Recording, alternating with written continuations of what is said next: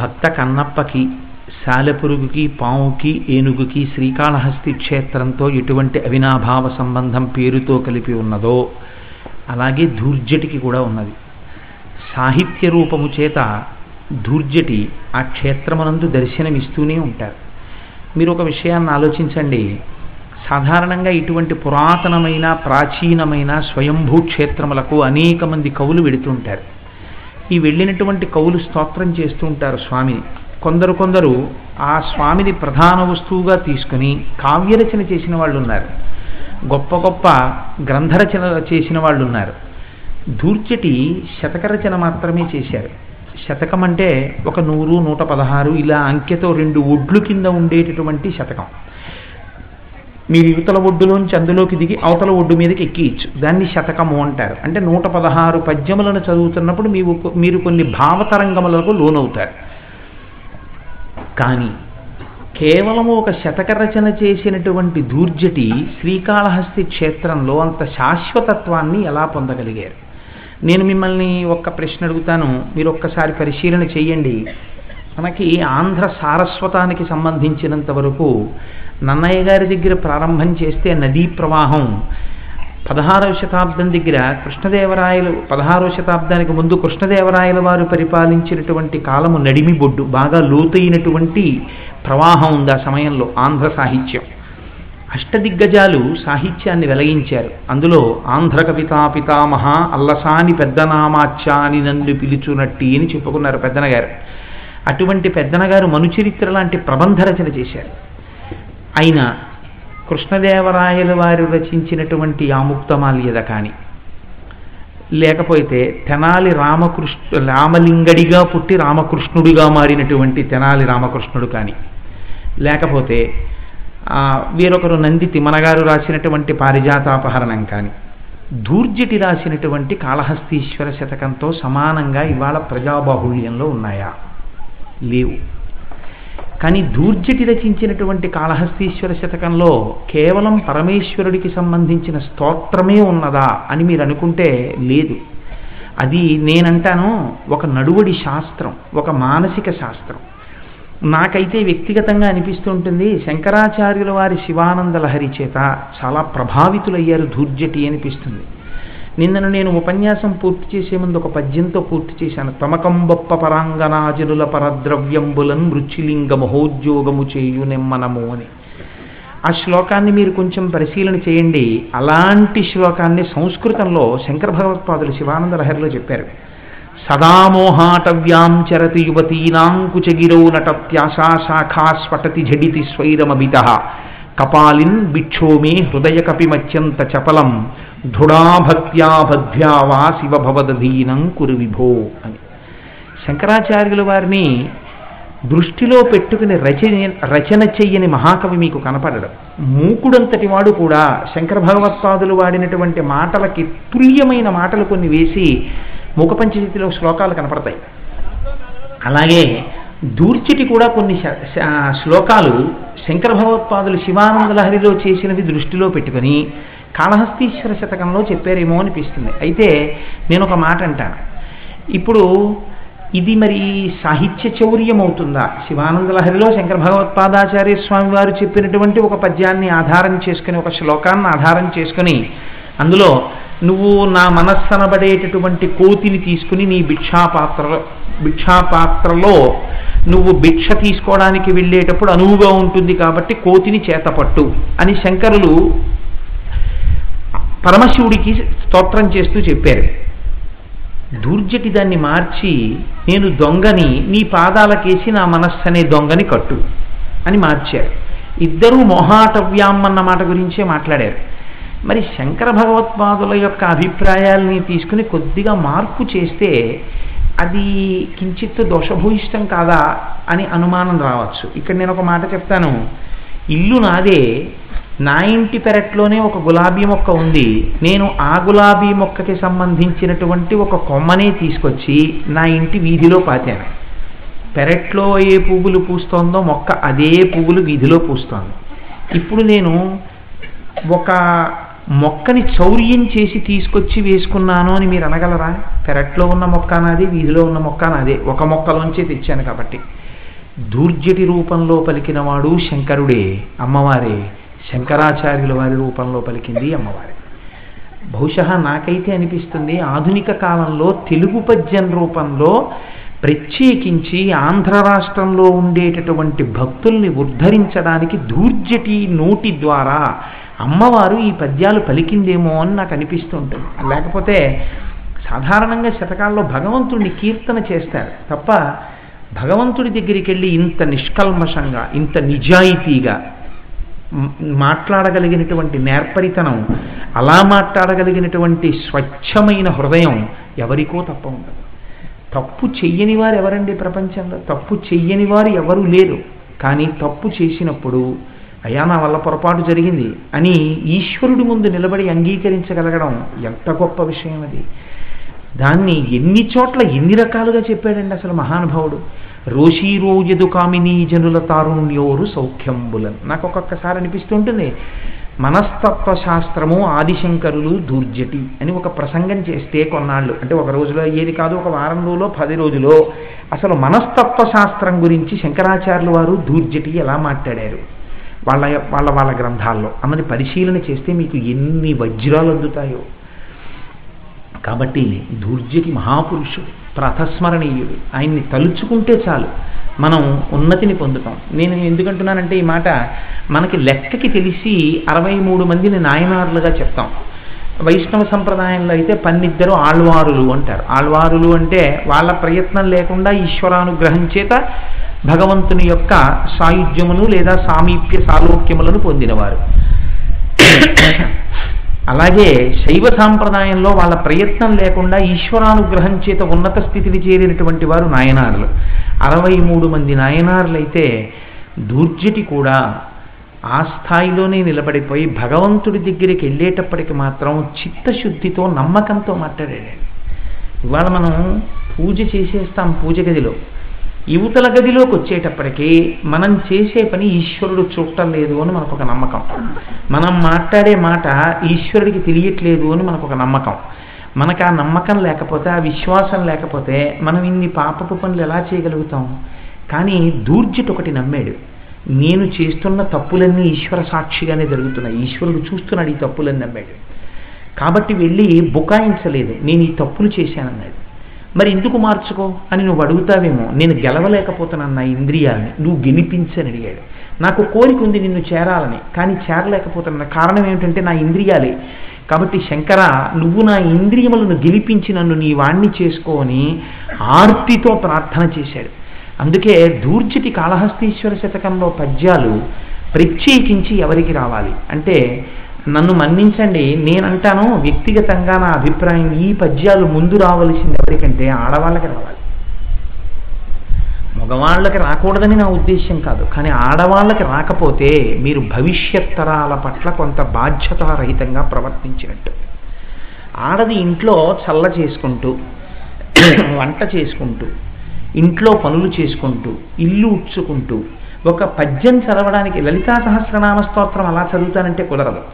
కాళహస్తీశ్వర శతకంలో ఉన్న పద్యాలు నిజంగా మీరు పరవశించిపోతూ పొద్దున్నే నిద్రలేచి మీరు ఆ ఇల్లు ఊడ్చుకుంటూ నిరూపంబుతలంపగా తుది మొదల్నేగాన నీవైనచో రారారమ్మనియంచు చెప్పవు వృధారంభంబులింకేటికిన్ పాలన్ముంచుము నీటముంచుమిక నిన్నే నమ్మినాడంజుమి శ్రీరామార్చిత పాదపద్మయుగళ శ్రీకాళహస్తీశ్వర అని చదువుతుంటే ఇంట్లో ఉన్న పిల్లలకు ఆ సంప్రదాయం రాదండి.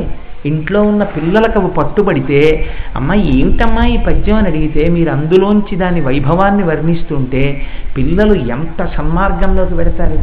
దూర్జటి కాళహస్తీశ్వర శతకం ఆంధ్రదేశంలో ప్రత్యేకించి తెలుగు సాహిత్యానికి ఒక గొప్ప వరం. అటువంటి శతకం అది.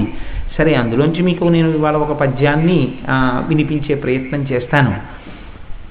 దూర్జటి అంటారు, పవి పుష్పంబగు అగ్ని మంచగు ఆకూపారం భూమిస్థలంబగు శత్రుండతిమిత్రుడవు విషము దివ్యాహారమవు నిన్నగా అవనీమండలి లోపలం శివ శివేచ్ఛాభాషణోల్లాసకిన్ శివా నీ నామము సర్వవస్యకరమవు శ్రీకాళహస్తీశ్వర. ఎంత గొప్ప పద్యం అండి. పద్యం పైన మకుటం చెప్పడం ఒక ఎత్తు. మీరు ఒక కీర్తన రచన చేశారనుకోండి, పల్లవి చెప్పడంలోనే ఉంటుంది గొప్పతనం అంతా. చరణం ఏముందండి, పల్లవిని వ్యాఖ్యానం చేస్తుంది. పల్లవి ఏది చెప్తున్నారో అది మీరు చేసేటటువంటి కీర్తనకి ప్రాణమై కూర్చుంటుంది. మీరు చెప్పే చరణాలన్నీ మళ్ళీ పల్లవిలోకి వెళ్ళాలి. మీరు పల్లవిలో ఏదన్నారో అదే వ్యాఖ్యానం అవుతుంది కింద ఉన్న చరణాలు. దుర్జటి గొప్పతనం చూడండి. ముందు నామము యొక్క గొప్పతనాన్ని చెప్పారు, చిట్ట చివరికి వచ్చేటప్పటికీ దాని యొక్క అవసరాన్ని చెప్తున్నారు. పవి పుష్పంబగు. పవి అంటే వజ్రాయుధం లేదా వజ్రము. వజ్రమును ఆయుధముగా వాడుకున్నటువంటి వాడు లోకంలో దేవేంద్రుడు. పవి పుష్పంబగు. ఆ వజ్రాయుధము పుష్పముగా మారిపోతుంది, అంటే అంత మెత్తగా మారుతుంది. పవి పుష్పంబగు అగ్ని మంచగు. అగ్ని అంటేనే వేడిగా ఉంటుంది, అది మంచుగా మారిపోతుంది, అంటే అంత చల్లగా అయిపోతుంది. ఇవి సృష్టి ధర్మముల యందు వ్యతిరిక్త భావనలు. వజ్రం అంటే ఎప్పుడూ కఠినంగానే ఉండాలి, చాలా కఠినంగా ఉంటుంది కాబట్టి దాని పేరు వజ్రం. ఆ వజ్రము పవి పుష్పంబగు, మెత్తటి పువ్వులా అయిపోతుంది. ఎప్పుడు అయిపోతుంది, ఎందుకు అయిపోతుంది? అగ్ని మంచగు. అగ్నిహోత్రం చల్లగా మంచులా అయిపోతుంది. ఎందుకు అయిపోతుంది? అగ్ని చల్లగా ఎందుకు అవుతుంది? అగ్ని మంచగు. ఆకూపారం భూమి స్థలంబగు. ఆకూపారం అంటే సముద్రం. సముద్రము భూమి అయిపోతుంది, అంటే నీరంతా ఇంకిపోతుంది. శత్రుండతిమిత్రుడవు. శత్రువైనటువంటి వాడు చాలా గొప్ప మిత్రుడైపోతాడు. విషము దివ్యాహారమవు. విషము తింటే అది గొప్ప ఆహారమై కూర్చుంటుంది.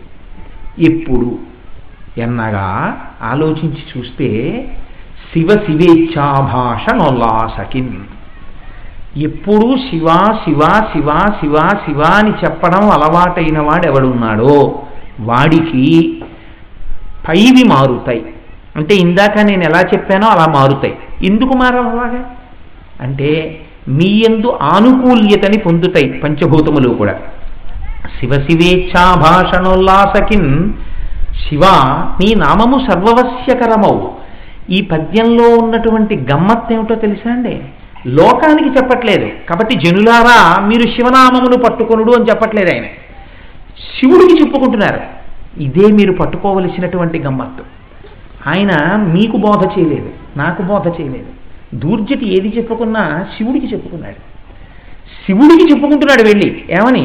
శివ అని శివుణ్ణి పిలిచి నీ నామము సర్వవశ్యకరమవు. నీ నామము ఎప్పుడూ పలకాలి, ప్రతిదానికి అవసరం అది. శివ నీ నామము సర్వవశ్యకరమవు. శ్రీకాళహస్తీశ్వర.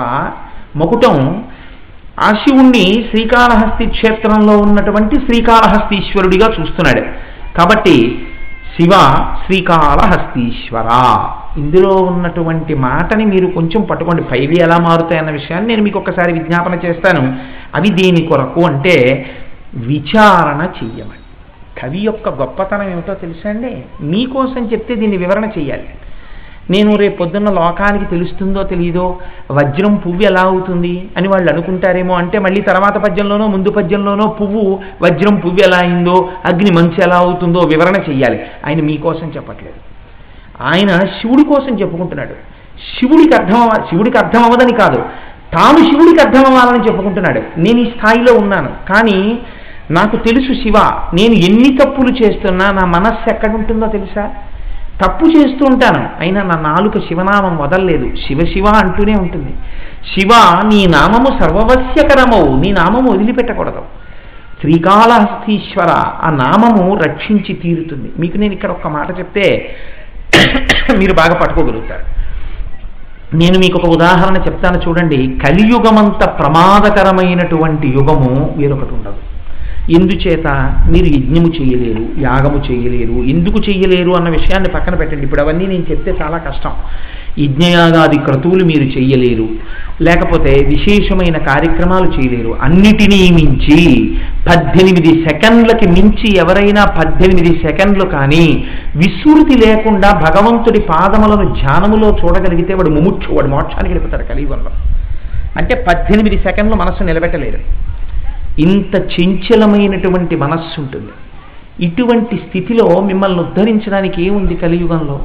కలియుగంలో మిమ్మల్ని ఉద్ధరించడానికి వచ్చినటువంటి అత్యంత తేలిక మార్గం ఏదో తెలుసా అండి? నామమే. మీరు నామమును పూనికతో పట్టుకోవాలి. అందుకే ఇన్ని నామాలు వచ్చాయి. అయితే ఇక్కడ ప్రారంధం ఏమొస్తుందంటే, ఒక నామం పట్టుకుని ఇంకొక నామాన్ని ద్వేషించకూడదు. భగవంతుడికి రూపములైన కోరుకున్నాడు కాబట్టి తీసుకున్నాడు. బాగా మీ జీవితంలో ఒకటి జ్ఞాపకం పెట్టుకోండి, మీకు ఎవరైనా రూపముల యందు భేదం చెప్పేవాళ్ళు జీవితంలో తటస్థిస్తే వాదన చెయ్యొద్దు. కానీ లోపల ఒక విషయాన్ని గుర్తుపెట్టుకోండి. మృత్పిండమేకం బహుభాండ రూప. మట్టి ముద్ద ఒక్కటే ఉంటుంది. ఆ మట్టి ముద్ద తీసుకుని మీరు మూకుడు చేస్తే మూకుడు అవుతుంది, దాంతో అట్లకాడ చేస్తే అట్లకాడ అవుతుంది, మీరు ప్రమిద చేస్తే ప్రమిద అవుతుంది, మట్టితో బొమ్మ చేస్తే బొమ్మ అవుతుంది. ఇన్ని రూపములుగా మారినటువంటిది మట్టి ఒక్కటేనా కాదా? ఒకటే మట్టి. మృత్పిండమేకం బహుభాండ రూప గోక్షీరమేకం బహుధేనుజాత. అనేకమైన ఆవుల యొక్క పాలు మీరు పితికారు. మత్సల ఆవుల పాలు పితికారు, తెల్లావుల పాలు పితికారు, నల్లావుల పాలు పితికారు, ఎర్రావుల పాలు పితికారు, అన్ని పాలు తెచ్చి కలిపారు. ఇప్పుడు ఈ పాలని మీరేమంటారు? ఆవు పాలు అని పిలుస్తారు. ఇన్ని రకాల పాలు ఎలా ఉంటాయి? తెల్లగా ఉంటాయి. అంతేకాని మత్సలావుల పాలు మత్సలుగా, ఎర్రావు పాలు ఎర్రగా, తెల్లావు పాలు తెల్లగా ఉండవుగా. ఎన్ని ఆవులు ఇచ్చినా పాలు మాత్రం తెల్లగానే ఉంటాయి. ఆవు పాలు అని పిలుస్తారు తప్ప నల్లావు పాలు, ఎర్రావు పాలు, తెల్లావు పాలు అని మీరు పిలవలేరు, మీరు గుర్తించలేరు కలిపేసిన తర్వాత. గోక్షీరమేకం బహుధేనుజాత. అలాగే సువర్ణమేకం బహుభూషణ అని. ఒకటే బంగారం ఉంటుంది.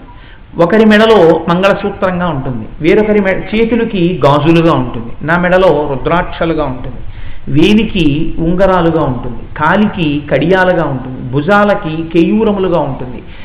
ఎన్ని నామములు ఎన్ని రూపములు పొందినా ఏది పొందింది? ఒక బంగారమే పొందింది. అలాగే ఒక్క ఈశ్వరుడే అనేక రూపములను పొందుతాడు తప్ప ఈశ్వరుడు యందు భేదం ఉండదు. వస్తుతః భేదం లేదు. ఉన్నది ఒక్క పరబ్రహ్మమే. ఆ పరబ్రహ్మమే ఒకనాడు శివుడిగా కనపడ్డాడు. ఇవాళ నేను మీకు కాళహస్తీశ్వర శతకం చెప్తూ పరమశివతత్వం చెప్తూ పొంగిపోతున్నాను.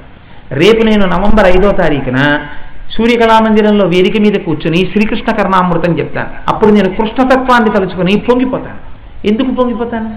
అదేమిటండి, కోటేశ్వరారికి ఒక నిజాయితీ లేదా? ఆయన శివభక్తుడా కృష్ణ భక్తుడా? అసలు ఏమిటైనా అంటే, నాకు శివుడు కృష్ణుడు అని రెండుగా కనపడుతున్న పదార్థము మూలమునందు ఒక్కటే. ఆ పదార్థమే నాకు రెండుగా కనపడుతోంది. అందుకని ఏ రూపంగా కొలిస్తే నాకేమిటి? నాకు పొంగే నా స్వామి ఇన్ని రూపాలుగా కనపడుతున్నాడు, ఎన్ని రూపాలుగానైనా నేను స్తోత్రం చేసుకోగలను. కాబట్టి మీరు గమనించవలసినది అది, నామమునందు ఈ తొట్టుపాటు రాకూడదు. ఏమంటే ఈ నామం చెప్తే ఆ నామం ఆయనకి కోపం వస్తుందా? అలా ఉండదు. ఆ నామం ఆయనే ఈ నామం ఆయనగా ఉంటాడు. అంతేగాని రెండు ఉండవు ప్రపంచంలో. మీరు చూడండి, ద్రాక్షారామం వెళ్ళండి, ఎవరు అక్కడ క్షేత్రపాలకుడు? శ్రీ మహావిష్ణువు. మీరు విష్ణు క్షేత్రానికి వెళ్ళండి, క్షేత్రపాలకుడు ఎవరు? హనుమ. హనుమ ఎవరు? శివాంశ సంభూతుడు. కాబట్టి ఎవరికి ఉంటారు? ఒక ఈశ్వరుడే. మీకు ఒక పాఠం చెప్పాలంటే ఆ ఈశ్వరుడే అనేక రూపాలు పొందుతూ ఉంటాడు.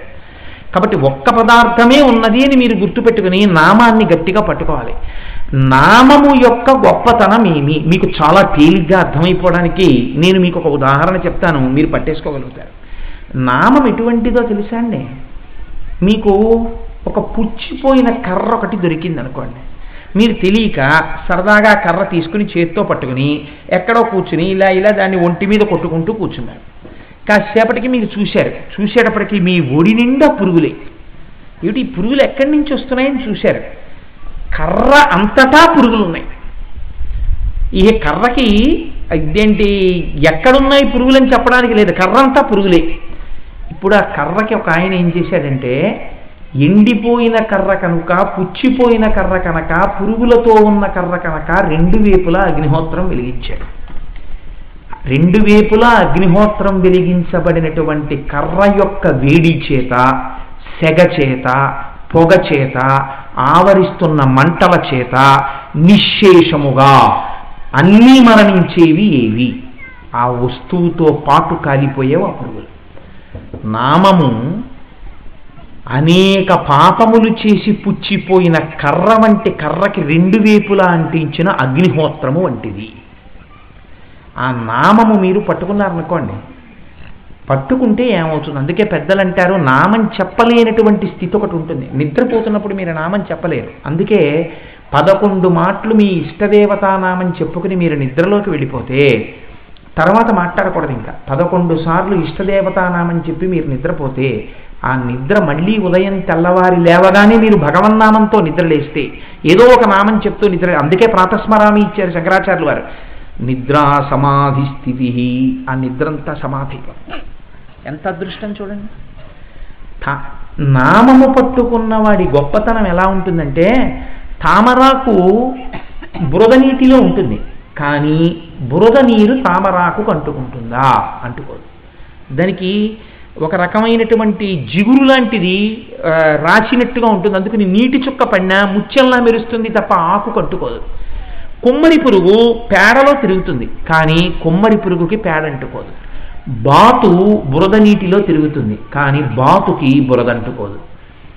నామమును పట్టుకున్నటువంటి వాడు సంసారమునందే ఉన్నా వాడికి సంసారము పట్టుకోదు. ఎందుకు పట్టుకోదు? కర్రకి రెండు వైపులా అగ్నిహోత్రం వెలిగిపోతుంది. ఈ వెలిగిపోతుండడంలో ఒకటి మాత్రం మీ మనస్సుకు మీరు అలవాటు చేయాలి. ఏ పని చేస్తున్నా నామం నడుస్తుండాలి. మీకు తెలియకుండానే శివ శివ అని అలవాటు చేశారనుకోండి. ధూర్చిట్ అంటున్నారు ఇక్కడ, శివ శివేచ్ఛాభాష నొల్లాసకిన్. శివ శివ, శివ అంటే మంగళము. మీరు చాలా జాగ్రత్తగా గుర్తుపెట్టుకోండి చాలు. ఎందుకంటే ఎలాగో అయ్యప్ప స్వామి గుళ్ళో శివపురాణం చెప్పేటప్పుడు శివ అన్న నామానికి విశేష వ్యాఖ్యానం చేస్తాం. శివ అంటే మంగళము. మీ ఇంట్లో జరగవలసిన సమస్త శుభముల యొక్క పేరే శివ. అటువంటి శివ శివ శివ శివ శివ శివ శివ శివ అని మీకు అలవాటు అయిపోయింది అనుకోండి, మీ ఇంట్లో మంగళం తప్ప అమంగళము ఉండదు. పైగా ఇంకో గమ్మత్తు ఏమిటో తెలుసా అండి? మీరు భగవన్నామం చెప్తూ వండినటువంటి వంట తిన్నవాడి మనస్సు కూడా మారుతుంది కొన్నాళ్ళకి. వాడు ఎంత పాషండుడైనా వాడి మనస్సు మారిపోతుంది. ఎందుకంటే ఈ నామశక్తి ఆ పచనం అవుతున్న పదార్థంలోకి ప్రవేశిస్తుంది. కాబట్టి నామము చాలా గొప్పది. ఇటువంటి నామము గురించి మాట్లాడుతూ ఆయన అంటున్నారు, శివ శివేచ్ఛాభాషణోల్లాసకిన్. మనిషి జీవితంలో సమస్త ప్రయోజనములు దేనివల్ల కలుగుతాయి? శివనామము వలన కలుగుతాయి. ఎప్పుడు చెప్పాలా నామం? ఎప్పుడూ చెప్తూనే ఉండాలి. అది మీకు తెలియకుండా మిమ్మల్ని రక్షిస్తుంది. అది మిమ్మల్ని రక్షిస్తోందని మీకు తెలియక్కర్లేదు కూడా. నాకు ఈ మాట చెప్తున్నప్పుడు ఒక విషయం స్ఫురణకు వస్తోంది. నేను ఇప్పుడు అసుర సంధ్య వేళలో ఒక కొత్తగా కట్టబడిన శివాలయం దగ్గర ఈ విషయం ప్రస్తావన చేస్తే లోపల కూర్చున్నటువంటి శివాలయంలో ఉన్న శివుడు పులకరించిపోతాడు నిస్సందేహం. నేను ఆ విషయం ప్రస్తావన చేస్తాను మీతోటి. గిని అని ఒక పిల్లవాడు ఉండేవాడు. గిని అంటే పంచదార చిలక అని అర్థం. ఆయన తండ్రి గారి పేరు సుబ్రహ్మణ్య శాస్త్రి గారు, తల్లి గారి పేరు మహాలక్ష్మమ్మ గారు. ఈ రెండు పేర్లు నేను మర్చిపోను, ఎందుకంటే నా ప్రాణప్రదమైన వ్యక్తి అయిన. కాబట్టి ఆ మహాలక్ష్మమ్మ గారు సుబ్రహ్మణ్య శాస్త్రి గారు వీళ్ళిద్దరూ ఫిరంగిపురంలో ఉంటుండేవారు. ఉంటున్న రోజుల్లో చిదంబరంలో బ్రహ్మాండమైన తిరణాలు జరుగుతుంటే ఈ పిల్లవాడి తండ్రి గారు చిదంబరం వెళ్ళి బంధువుల ఇంట్లో రాత్రి ఉండి, రాత్రి జరిగేది ఉత్సవం అంతా పెద్దాపురంలో మరిడమ్మ వారి సంబరాలు జరిగినట్టు. అందుకని ఆ ఉత్సవం చూసి వస్తానని చెప్పేసి సుబ్రహ్మణ్య శాస్త్రి గారు బయలుదేరుతున్నారు. ఈ గిమి చిన్న పిల్లవాడు, చాలా చిన్నవాడు, 3-4 ఏళ్ళు ఉంటాయి. నాన్నగారు నేను వస్తాను మీతో అని వెంటపడ్డాడు. తండ్రి గారు నువ్వు రావద్దురా, చిదంబరంలో జరిగేటటువంటి ఉత్సవాలంటే కొన్ని వేల మంది వెడుతుంటారు, పిల్లవాడివి నలిగిపోతావు తప్పిపోతావు వద్దన్నారు. వాడు వినలేదు. మహాలక్ష్మమ్మ గారు అన్నారు పోన్లేండి తీసుకెళ్ళండి పిల్లవాడిని అన్నారు. తీసుకెళ్ళారు. వాడు చుట్టాలింటికి వెళ్ళిన దగ్గర నుంచి నాన్నగారండి ఎప్పుడు చీకటి పడిపోతుందండి, ఎప్పుడు ప్రారంభం అవుతుందండి, ఎప్పుడు తిరణాలు జరుగుతాయండి, ఆ రథం ఎలా పెడుతుందండి, నేను చూడాలి నాన్నగారండి, నన్ను తీసుకెళ్ళండి నాన్నగారండి అంటుంటే ఆయన అన్నారు, రే రాత్రి 9 అయితే బాగా ప్రారంభం అవుతుంది, నువ్వు పడుకోరా 9 గంటల వరకును, నేను నిన్ను తీసుకెడతానన్నారు. ఆ పిల్లాడు ఆ చుట్టాలింట్లో అన్నం తినేసి పడుకున్నాడు. వాడికి నిద్ర పట్టేసింది. పిల్లవాడు కదా గాఢ నిద్రలో వెళ్ళిపోయాడు. 9 గంటలకి సుబ్రహ్మణ్య శాస్త్రి గారు బంధువుతో కలిసి చిదంబరంలో తిరణాలు చూడడానికి బయటికి వెళ్తున్నారు. పిల్లాన్ని కదిపి చూశారు, లేవలేదు. గట్టిగా లేపితే అమ్మకి దూరంగా ఉండడం ఇదే కొత్త ఏమో, అమ్మ కావాలని ఏడుస్తాడో ఏమిటో ఇప్పుడని చెప్పి లేపకుండా పడుకున్నాడు కదా అని వెళ్ళిపోయారు. ఇక్కడ ఫిరంగిపురంలో మహాలక్ష్మమ్మ గారు పడుకుని నిద్రపోతున్నారు. ఆవిడికి కల వచ్చింది. చిదంబరం తిరణాలలో ఘోరమైన అగ్ని ప్రమాదం జరిగినట్టు, కొన్ని వేల మంది తొక్కిసలాడుకున్నట్టు, అందులో చాలామంది మరణించినట్టు, తన పిల్లవాడికి కూడా ప్రమాదం వస్తున్నట్టు కల వచ్చింది. ఆవిడికి తెలివి వచ్చేసింది. ఆ రోజుల్లో ఫోన్లు, సెల్ ఫోన్లు లేవు కాబట్టి ఆవిడ ఏం చెయ్యాలో తెలియక చిదంబరంలో నటరాజస్వామి ఉన్నాడు కదా అని ఇహ పడుకోవడం మానేసి పవిత్రోవా సర్వావస్థాంగతో పివాని 3 మాటలు నీళ్లు జల్లుకుని ఆవిడ అలాగే కూర్చునో గదిలో చిదంబరంలో నటరాజస్వామి వారిని మనసులో తలుచుకుంటూ నటరాజ శివ అనుకుంటూ సాంబ సదాశివ అని నామని చెప్పుకుంటూ కూర్చున్నారు. తెల్లవారిపోయింది. మొట్టమొదట పాలు పోసేటటువంటి ఆవిడ వచ్చేది. ఆవిడ పక్క ఊళ్ళల్లో ఉన్న విషయాలన్నీ కనుక్కుని వస్తుండేది. వచ్చేటప్పుడు వస్తూనే పాలు పోస్తూ, అమ్మ మీకు ఈ విషయం తెలుసా, రాత్రి అయ్యగారు చిదంబరం వెళ్ళారు కదా, ఘోరమైన అగ్ని ప్రమాదం జరిగిందమ్మా, కొన్ని 100 మంది తొక్కిసలాటలో చచ్చిపోయారు, పిల్లలు చాలామంది చచ్చిపోయారట అని చెప్పింది. హడిలిపోయి మహాలక్ష్మమ్మ గారు, రాత్రి నాకు వచ్చిన కల యథార్థం అన్నమాట. గిని ఏమైపోయాడో ఈ చిన్ని పిల్లాడని బెంగెట్టుకుని బంధువుల పిల్లాడిని పిలిచి పరిగెత్తుకుంటూ చిదంబరం వెళ్ళమన్నారు. పరిగెత్తుకుంటూ ఆ స్టేషన్కి వెళ్ళేటప్పటికీ సుబ్రహ్మణ్య శాస్త్రి గారు పిల్లాడిని ఎత్తుకుని వస్తున్నారు. ఈ పిల్లవాడు నిద్ర లేచి నన్ను ఎందుకు తీసుకెళ్ళలేదు, తిరణాలకి నన్ను ఎందుకు తీసుకెళ్ళలేదు అని పేచీ పెట్టాడు. ఒరే అదెక్కడో తెలియదు కానీ 8:45 వరకు తెలివేసి ఉన్నవాడివి 9 గంటలకి గాఢ నిద్రలోకి వెళ్ళిపోయావు, లేవలేదు. కానీ నువ్వు వస్తే ప్రమాదం జరిగి ఉండేది, నువ్వు నాకు దక్కి ఉండేవాడివి కావు. ఏ అదృష్టం కాపాడిందో, నువ్వు నిద్రపోవడం మంచిదైందిరా నిన్న అని ఆ రోడ్లు చూపిస్తుంటే ఆ పిల్లవాడు చూసి ఆశ్చర్యపోయాడు. తిరిగి వచ్చిన తరువాత పిల్లవాడిని ఇంటికి తీసుకొచ్చి మహాలక్ష్మమ్మ గారు ముద్దులు పెట్టేసుకుని పొంగిపోయి నా కొడుకు నాకు దక్కాడని, రాత్రల్లా నేను చెప్పుకున్న శివనామమే ఈ పిల్లవాడు నిద్రపోయేటట్టు చేసి నా కొడుకుని నాకు అందించింది అని ఆవిడ పొంగిపోయారు. ఆనాడు 3 సంవత్సరముల గిని బతికి బట్ట కట్టినటువంటి వాడే చంద్రశేఖర పరమాచార్య స్వామివారు. ఆయనే మహానుభావుడు కాంచీ పీఠాధిపతులై నడిచే దేవుడై మన కోసమని ఒక రాత్రి అమ్మ చెప్పుకున్న నామంచేత బతికినటువంటి పిల్లవాడు ఈ దేశపు యొక్క ఖ్యాతిని, కాంచీపుర ఖ్యాతిని, ఈ దేశపు వైభవాన్ని అంతర్జాతీయంగా దిశల వ్యాపింపచేసినటువంటి మహాపురుషుడయ్యాడు. నామము యొక్క శక్తి ఎంత గొప్పదో మీరు ఆలోచించండి. కాబట్టి నామము మనని రక్షించుకోవడం కాదు, ఇతరుల్ని రక్షించడానికి కూడా ఆ నామము ఉపయోగపడుతుంది. మీకు యజ్ఞయాగాది క్రతువులు మంత్రానుష్ఠానము చేయాలంటే శౌచం ఉండాలి. శౌచం లేకుండా చేయకూడదు. శౌచం అంటే ఓ స్నానం చేసి ఉండాలి, దానికి తగిన వస్త్రధారణలో ఉండాలి, మీరు మంత్రానుష్ఠానం చేయాలి. కానీ నామము చెప్పడానికి మాత్రం ఏ విధమైనటువంటి శౌచము అక్కర్లేదు. మీరు ఎంత అశౌచ స్థితిలో ఉండండి, నామం చెప్పచ్చు. కాబట్టి ఆ నామము యొక్క సౌలభ్యము అంత గొప్పది, ఆ నామము యొక్క గొప్పతనం అంత గొప్పది. కనుకనే దుర్జటి వాళ్ళ శివుడి దగ్గరికి వెళ్ళి శివనామం గురించి చెప్తున్నారు. ఇది విచిత్రం. లోకం దగ్గరికి వచ్చి శివుడి నామం గురించి చెప్పిన వాళ్ళు ఉన్నారు, లేకపోతే భక్తుల దగ్గరికి వెళ్ళి భగవంతుడి నామం గురించి చెప్పిన వాళ్ళు ఉన్నారు. ఇంకా కొంతమంది ఏమన్నారంటే భగవన్నామము పలుకవే మనస అంటూ త్యాగరాజాదులు తన మనస్సుకి తాను చెప్పుకున్నారు. దూర్జటి వీళ్ళెవరితో సంబంధం పెట్టుకోలేదు. శివుడి దగ్గర కూర్చుని శివుడికి చెప్తున్నాడు ఆయన ఏమని, శివ పవి పుష్పంబవు, నీ నామం చెప్తే శివ వజ్రాయుధము పుష్పమవును. ఎలా అవుతుందండి వజ్రాయుధం పుష్పం అవడం ఏమిటి? మీరు బాగా జ్ఞాపకం పెట్టుకోండి. మామూలు తరహా రచయిత అయి ఉంటే, శతకకర్త అయి ఉంటే మీకు నాకు అర్థం అవడానికి ఉదాహరణలు చెప్పుండేవాడు ఆయన. ఆయన మీతో నాతో మాట్లాడటల్లా శివుడితో మాట్లాడుతున్నాడు. వజ్రాయుధం పుష్పం ఎప్పుడైందో శివుడికి తెలుసు, దూర్జటికి తెలుసు. కాబట్టి మీకు నాకు చెప్పాలా? చెప్పక్కర్లేదు. కానీ ఏమండి మరి మాకు చెప్పకపోతే మాకు ఎలా అర్థం అవుతుంది? మీరు ఒక విషయం జ్ఞాపకం పెట్టుకోండి. అసలు నిజానికైతే నేను ఈ పద్యానికి వ్యాఖ్యానం చెప్పకూడదు. చెప్పకుండా ఏం చేయాలంటే రేపటి రోజున ఉపన్యాసానికి వచ్చి అమ్మా హైమవతి గారు పవి పుష్పం బహు ఎలా అవుతుందో చెప్పండి అని చెప్పాలి. అంటే ఇప్పుడు ఆవిడ ఏం చేయాలి? 24 గంటలు తపస్సు చేయాలి పవి పుష్పం ఎలా అవుతుందో ఆలోచించడానికి. ఈ ఆలోచనే తపస్సు. మీరు పట్టుకోగలగాలి. సమస్త వాంగ్మయంలో అలా ఎప్పుడైనా అయిందా? వజ్రాయుధం పువ్వు కింద అయిపోతుంది.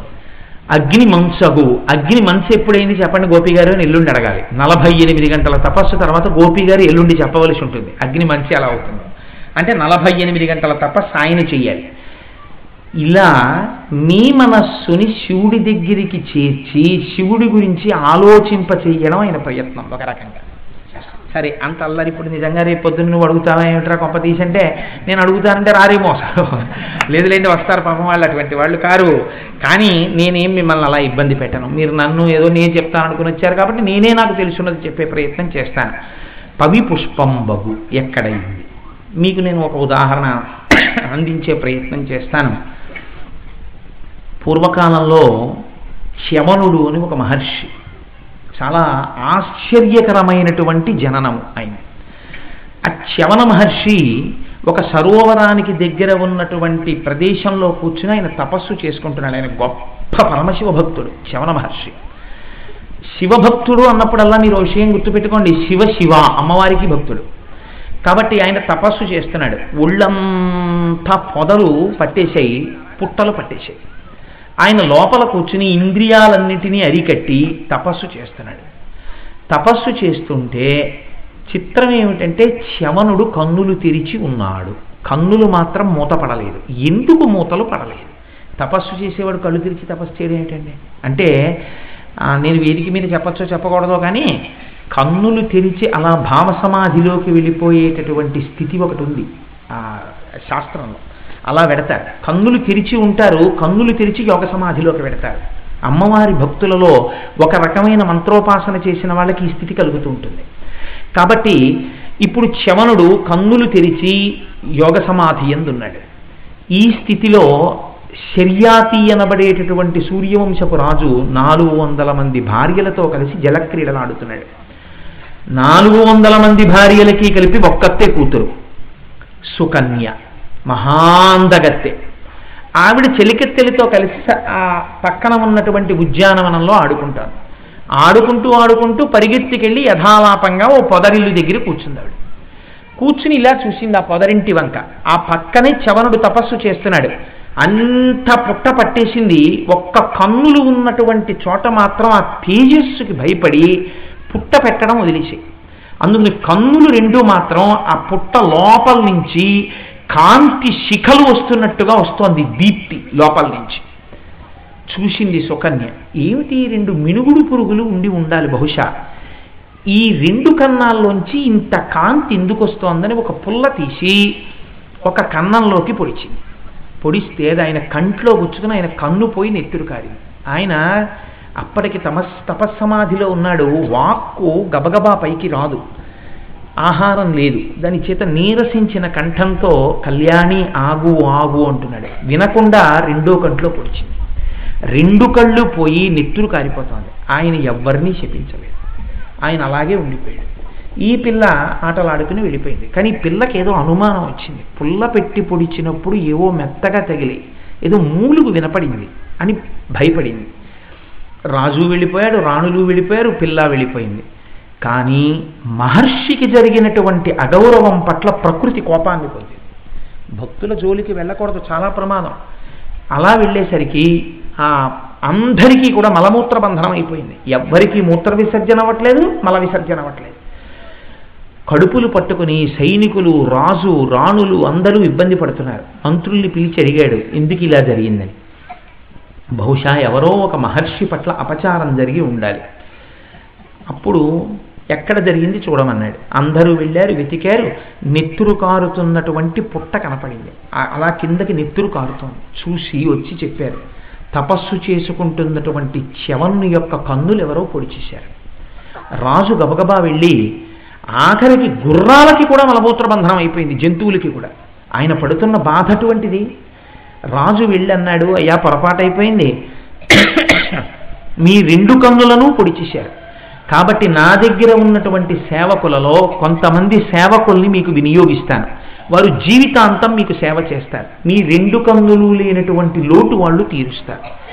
అంటే చ్యవనుడు అన్నాడు, నీ సేవకులు నాకు సేవకులుగా ఎలా ఉంటారు?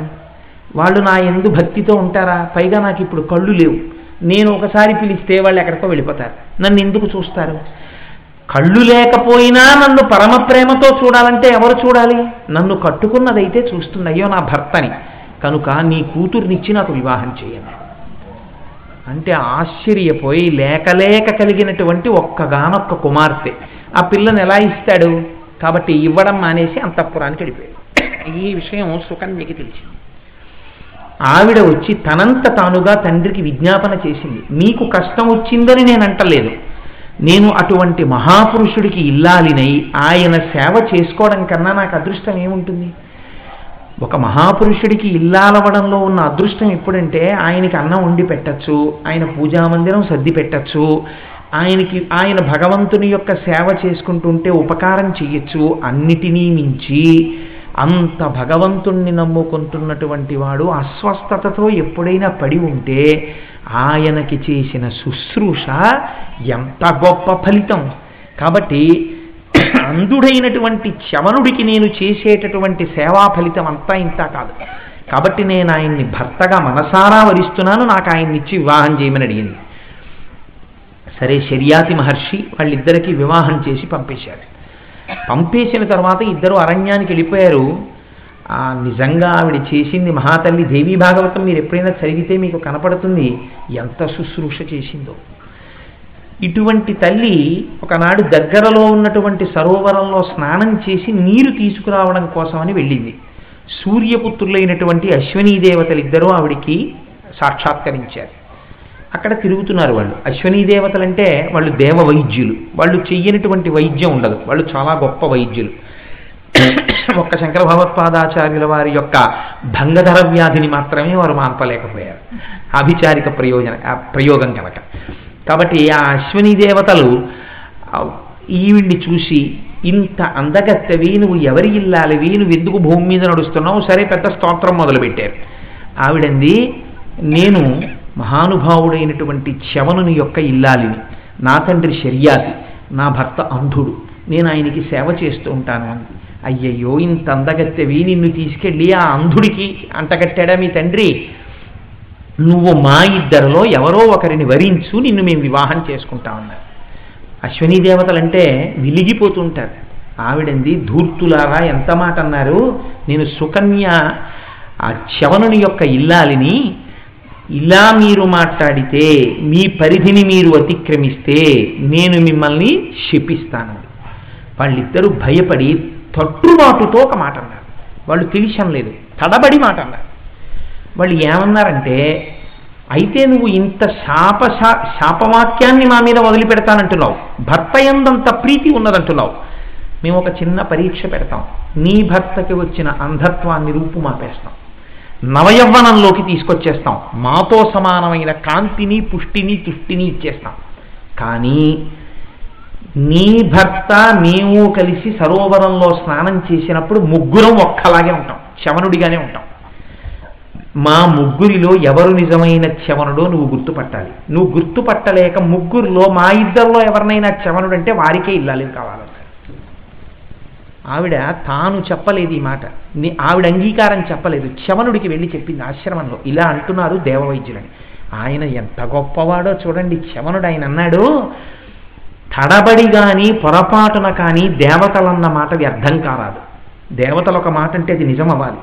కాబట్టి నేను సరోవరంలో స్నానం చేస్తాను, నీ పాతివ్రత్యం మీద నాకు నమ్మకం ఉంది, నువ్వు గుర్తుపట్టగలవు, సరే రమ్మను దేవవైద్యుల్ని అన్నాడు. ముగ్గురు కలిసి వెళ్ళి సరోవరంలో మునిగారు. మునిగినప్పుడు చవనుడు తెలుస్తున్నాడు, అశ్వినీ దేవతలు తెలుస్తున్నారు. ముగ్గురు మునిగి పైకి లేచారు. ముగ్గురు చవన మహర్షి యొక్క అందచందాలతో నవయవ్వనంలో ఉన్నటువంటి చవనుడైపోయారు. ముగ్గురు వచ్చి ఒడ్డున నించున్నారు. భార్య అయిన సుకన్య గుర్తుపట్టలేకపోయింది. ఇప్పుడు ఎవరిని చూసి మీరే నా భర్త అనాలి? పొరపాటున కానీ ఆ మాట ఆవిడ నోటి వెంట వచ్చేసిందో, అశ్వినీ దేవతల ఇద్దరిలో ఎవరినైనా ఈ మాట అందో, అయిపోయిందంటే ఆవిడ పాతివ్రత్యం అంతా ఎంత అమంగళకరమైనటువంటి విషయం అయిపోతుంది ఇది. ఇప్పుడు ఆవిడకి భర్త మాట మీదున్న విశ్వాసంతో సరే అయితే అంది, కానీ భర్తని గుర్తుపట్టలేకపోయింది. గుర్తుపట్టలేకపోతే ఆవిడకి ఒకటి జ్ఞాపకానికి వచ్చింది, నా భర్త అంధుడై కూడా ఏ పార్వతీ పరమేశ్వరుల్ని సేవించాడో, ఏ పార్వతీదేవి మహాపతివ్రతయో, ఏ పార్వతీదేవి సదాశివుడి ఇల్లాలో, ఏ పార్వతీదేవి నిరంతరము ఆయన యొక్క ఎడమ తొడ మీద కూర్చుంటుందో అటువంటి తల్లి నాపాతివ్రత్యాన్ని కూడా నిలబెడుతుంది అనుకుని 2 చేతులు జోడించి స్తోత్రం చేసింది. నమః పద్మోద్భవే దేవి నమః శంకరవల్లభే విష్ణుపత్ని నమస్తుభ్యం వేదమాత సరస్వతి బుద్ధిదాసి త్వమజ్ఞానాజ్ఞానినా మోక్షదా సదా సిద్ధిదా యోగినామంబా జయదా కీర్తిదా పునః శరణం త్వాం ప్రపన్నాస్మి విస్మయం పరమంగతాః అని. అసలు నిజంగా ఇళ్లలో ఆడవాళ్ళు ఇంట్లో పనులు చేసుకుంటూ ఈ శ్లోకాలు చదువుకోవాలి అమ్మవారి అనుగ్రహానికి. ఈ స్తోత్రం చేసేటప్పటికి అమ్మవారు అనుగ్రహించింది. అసలు చ్యవనుడెవరో గుర్తుపట్టగలిగిన శక్తిని సుకన్యకి ఇచ్చేసింది. ఇచ్చేయగానే సుకన్య చ్యవనుడిని గుర్తుపట్టగానే అశ్వినీ దేవతలు చాలా సంతోషించారు. చ్యవనుడు నవయవ్వనంతో సుకన్యకి భర్త అయ్యాడు. కానీ మీరు నాకింత మహోపకారం చేశారు, నేను మళ్ళీ తిరిగి మీకు ఉపకారం చెయ్యాలి, మీకు ఏ ఉపకారం కావాలి అడగమన్నాడు. మాకేం అక్కర్లేదయ్యా, నీ భార్య పాతివ్రత్యం చూసి మేము పొంగిపోతున్నాం, చాలు మేము బయలుదేరుతామన్నారు. కాదు మీకేదో ఒక ఉపకారం చేస్తాను, ఏం కావాలన్నాడు. మేము దేవతలకి వైద్యులమన్న కారణం చేత ఇంద్రుడు మాకు సోమపానార్హత తీసేశాడు. సోమరసాన్ని యజ్ఞంలో మాకు ఇవ్వరు తాగడానికి. దేవతలతో సమానంగా సోమరసం తాగేటటువంటి అధికారాన్ని మాకు సిద్ధింపచెయ్యి అని అడిగారు. మీరు బెంగ పెట్టుకోకండి, మా మామగారితో శర్యాతితో యజ్ఞం చేయించి ఆ యజ్ఞంలో ఇంద్రుడి సరసన కూర్చోబెట్టి మీకు సోమపానం ఇప్పిస్తానన్నాడు. శర్యాతిని పిలిచాడు. శర్యాతి యజ్ఞం ప్రారంభం చేశాడు. దేవేంద్రుణ్ణి పిలిచాడు, దేవతల్ని పిలిచాడు. చ్యవనుడి యొక్క తపోశక్తికి, ఆయన యొక్క పార్వతీ పరమేశ్వర భక్తికి భయపడి సమస్త దేవతలు వచ్చారు. వచ్చి కంటికి కనపడకుండా తీసుకోవడం కాదు, దేవతలందరూ వచ్చి కూర్చున్నారు. అశ్వినీ దేవతలు కూడా కూర్చున్నారు. ఇంద్రుడికి అనుమానం వచ్చింది, వీళ్ళు ఎందుకు వచ్చారని అడిగాడు. ఎవరూ చెప్పలేదు. సోమపానం పోసే ముందు ఈ సోమరసాన్ని తీసుకెళ్లి అశ్వినీ దేవతల యొక్క దోషిట్లో పోస్తున్నాడు చ్యవనుడు. పోస్తుంటే ఇంద్రుడు లేచి, నువ్వు అశ్వినీ దేవతలకి సోమరసం పొయ్యడానికి వీల్లేదు, నేను ఇతపూర్వం వాళ్ళకి సోమరసం తాగకుండా ఆజ్ఞ చేశాను బ్రహ్మగారు యజ్ఞం చేసినప్పుడు, వాళ్ళకి నువ్వు ఇవ్వడానికి వీల్లేదన్నాడు. నేను వాళ్ళకి కృతజ్ఞతాభావము చేత ప్రత్యుపకార బుద్ధితో సోమపానార్హత కల్పిస్తానని మాట ఇచ్చాను, కాబట్టి నేను వాళ్ళకి సోమరసం పోస్తానన్నాడు చ్యవనుడు. నువ్వు సోమరసం పోస్తే 1,000,000 సూర్యుల ప్రకాశంతో వెలుగుతుంది వజ్రాయుధం, అసలు దాని కాంతి చూస్తేనే మూర్ఛపోతారు, నేను వజ్రాన్ని నీ మీద ప్రయోగిస్తానన్నాడు. వజ్రం అంటే ఎంత కఠినంగా ఉంటుందండి, అది వచ్చి తగిలితే చాలు, నేను నీ మీద వజ్రాన్ని ప్రయోగిస్తాను అన్నాడు. నువ్వు వజ్రమే ప్రయోగించినా నేను ఆడిన మాట తప్పను, సోమరసాన్ని పోస్తానన్నాడు. దేవేంద్రుడికి కోపం వచ్చి వజ్రాయుధాన్ని విడిచిపెట్టాడు. ఆ వజ్రాయుధం 1,000,000 సూర్యుల ప్రకాశంతో చ్యవనుడి మీదకి వచ్చేస్తాడు. చిత్రం ఏమిటంటే చ్యవనుడు వెంటనే తాను ఇన్నాళ్ల నుంచి ఏ పార్వతీ పరమేశ్వరుల్ని కొలిచాడో వాళ్ళనొక్కసారి మనస్సులో ధ్యానం చేసి హోమగుండం వంక చూశాడు. అందులోంచి ఒక బ్రహ్మాండమైనటువంటి కృత్య పుట్టింది. శంకరుణ్ణి స్తోత్రం చేశాడు. వస్తున్నటువంటి వజ్రాయుధం ఆకాశంలో అయిపోయింది. ఇది శివనామ మహిమంటే. ఆగిపోయినటువంటి వజ్రాయుధాన్ని ఈ యజ్ఞగుండంలోంచి పుట్టినటువంటి మహాకాయుడు ఒకడు పుట్టాడు, అతన్ని మధుడు అని పిలుస్తారు. ఈ మధుడు వజ్రాయుధం వంక చూసి ఇదేమిటో భలే ఉందిరా, చాక్లెట్ లాగా చప్పరించేద్దామని 2 పెదవులు విప్పి దాన్ని నోటితో పట్టుకుని చప్పరించేస్తున్నాడు. ఇంత వజ్రాయుధం ఏమైపోయింది, పువ్వు కన్నా మెత్తనైపోయి ఒక కృత్య చేత చప్పరింపబడుతోంది. ఇప్పుడు ఈ మధుడు ఇంద్రుడెవడు, వాణ్ణి చంపేస్తానని ఇంద్రుడి వెంటబడ్డాడు. ఇంద్రుడు భయపడి పారిపోతూ బృహస్పతిని తలచాడు. దేవగురు అయిన బృహస్పతి వచ్చాడు. కోరి పిచ్చివాడా, చ్యవనుడి శక్తి ఏమిటో తెలుసా, గొప్ప శివభక్తుడు, పరబ్రహ్మాన్ని నమ్ముకున్నవాడు, అటువంటి వాడి జోలికి వెళ్ళావు. ఆయన హోమగుండంలోంచి తన తపశ్శక్తితో ఈ మధుడిని సృష్టించాడు. ముల్లోకములలో ఎవ్వరూ అరికట్టలేరు. ఆయన యొక్క తపశ్శక్తి అటువంటిది, ఆయన చేసినటువంటి నామం అటువంటిది, ఆయన పట్టుకున్నటువంటి మూర్తి అటువంటి వాడు కనుక నీ వజ్రాయుధం ఆయన్ని ఏం చేయాలి అనేసరికి భయపడి చ్యవనుడి పాదాల మీద పడి ప్రార్థన చేశాడు. అప్పుడు చ్యవనుడు మరి సృష్టించిన కృత్యని ఏం చెయ్యనని అడిగాడు. మహాప్రభో, వాణ్ణి ఎవ్వరూ ఏం చేయలేరు, నువ్వే ఏదో ఒకటి చేయమన్నారు. అప్పుడు శవనుడే ఆ మధుణ్ణి 4 ముక్కలుగా కోసేశాడు. కోసేసి బూది చేసి దాన్ని తీసుకెళ్లి 4 పదార్థముల యందు కలిపాడు. ఒకటి సురాపానమునందు కలిపాడు. అందుకే ఇల్లు భ్రష్టు పట్టినా, వంశం భ్రష్టు పట్టినా, 10 మంది ఛీ అన్నా, రోడ్డు పక్కన కుక్క పడిపోయినట్టు మురిక్కాలవ పక్కన పడిపోయినా, పందులతో కలిసి దొల్లినా, పిల్లలే అసహ్యించుకున్నా, ఒక్క భాగవతులతోడి సంసర్గము వలన తప్ప సురాపానము మీద ఉన్నటువంటి భ్రాంతి పోదు. మధుని యొక్క 4వ భాగం అందులో కలిసింది. అందుకని మధోన్మత్త స్థానమైంది. రెండవది స్వేచ్ఛావిహరిణి అయిన స్త్రీ. కులస్త్రీ గురించి నేను మాట్లాడటలేదు. స్వేచ్ఛావిహరిణులైనటువంటి స్త్రీలు, వారి యందు 4వ భాగాన్ని కలిపాడు. అందుకే వాళ్ళ జోలికి వెళ్ళిన వాడు నశించిపోతాడు లోకంలో. మూడవది జీవహింస. మాటల చేత కానీ, చేతల చేత కానీ ప్రాణహింస ఎక్కడ జరుగుతుందో అక్కడ 4వ వంతు కలిపాడు. అలాగే 4వది జూదం. ఎక్కడ జూదం ఆడతారో అక్కడ ఐశ్వర్యమే పోయినా, అపకీర్తి వచ్చినా, సర్వభ్రష్టుడైపోయినా, వంశము నాశనమైపోయినా, పిల్లలు పాడైపోయినా పట్టించుకోడు, అలా ఆడుతూనే ఉంటాడు. జూదంలో 4వ వంతు కలిపాడు. ఈ 4 మధుడి యొక్క శరీరంలో 4 పాళ్ళు కలిపాడు. కలిపి మధుడి యొక్క శక్తిని అందులోకి వెళ్ళిపోయింది కాబట్టి 4 మానవులు సేవించకూడనటువంటి స్థానములయ్యాయి, మధోన్మత్త స్థానములవి. అవి కానీ వాటి సూచనలు కానీ ఇంట ఉండరాదు.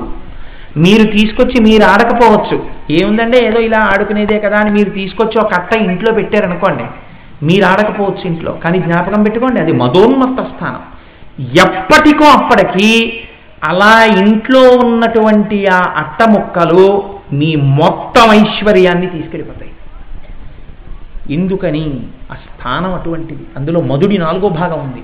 ఇంట్లో వస్తువు ఉండడం కూడా ఉండకూడదు, భంజనమే. ఆ స్థానము యొక్క నీడలోకి కూడా వెళ్ళడానికి వీల్లేదని చెప్పింది శాస్త్రం. కాబట్టి ఈ 4 అత్యంత ప్రమాదకరమైనటువంటి స్థానములు. అప్పుడు వజ్రాయుధాన్ని తిరిగి ఇంద్రుడికి ఇచ్చాడు మహానుభావుడు ఇచ్చామన్నాడు. ఇప్పుడు చెప్పండి, ఇంత వజ్రాయుధం శివనామం చెప్పుకున్న వాణ్ణి, శివభక్తుడైన వాణ్ణి ఏం చెయ్యగలిగింది? ఇది శంకరుడి వంక చూసి శంకరుడికి చెప్తున్నాడు ధూర్జటి. శివ, నీ నామం ఎంత గొప్పదో తెలుసా? పవి పుష్పంబగు. అంటే ఇప్పుడు ఎక్కడి నుంచి జ్ఞాపకం చేసుకున్నాడు? నీ నామం చెప్పుకున్న వాణ్ణి వజ్రాయుధం ఏమీ చెయ్యలేకపోయింది, తాను సృష్టించిన దాన్ని తానే మళ్ళీ చంపి లోకాల్లో 4 స్థానములలోకి పెట్టవలసి వచ్చింది. అంతటి గొప్పవాడయా నీ నామం పట్టుకున్నవాడు. పవి పుష్పంబగు, అగ్ని మంసగు. ఇప్పుడు వేరొక విషయాన్ని దృష్టిలో పెట్టుకుని చెప్తున్నాడు.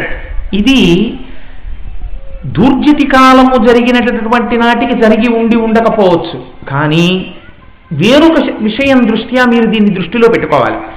అగ్నిహోత్రముతో సమానముగా మిమ్మలను కాల్చగలిగినది ఏది అంటే దరిద్రము. దరిద్రం కాల్చేస్తుంది. భోజకాళిదాసుల యొక్క జీవితంలో ఒక విచిత్రమైన సంఘటన జరిగింది. కాళిదాసు గారు భోజరాజు గారి దగ్గర చాలా మంచి సన్నిహితంగా ఉండేవారు. ఉంటున్నప్పుడు భోజరాజు గారి ఇంటికి ఒక బ్రాహ్మణుడు వచ్చి, అయ్యా నేను కటిక దరిద్రుండండి, రాజుగారు కవిత్వం చెప్తే కానుకలు ఇస్తారట, నాకు కవిత్వం చేత కాదు, నా దరిద్రం ఎలా పోతుందని అడిగాడు. అడిగితే కాళిదాసు గారు అన్నారు, ఫోన్లే నీకు కవిత్వం చేత కాకపోతే నేను శ్లోకం రాసిస్తాను, రేపు వచ్చి సభలో శ్లోకం చదువు, భోజరాజు గారు మెచ్చుకుని నీకు కానుకలు ఇస్తారన్నారు.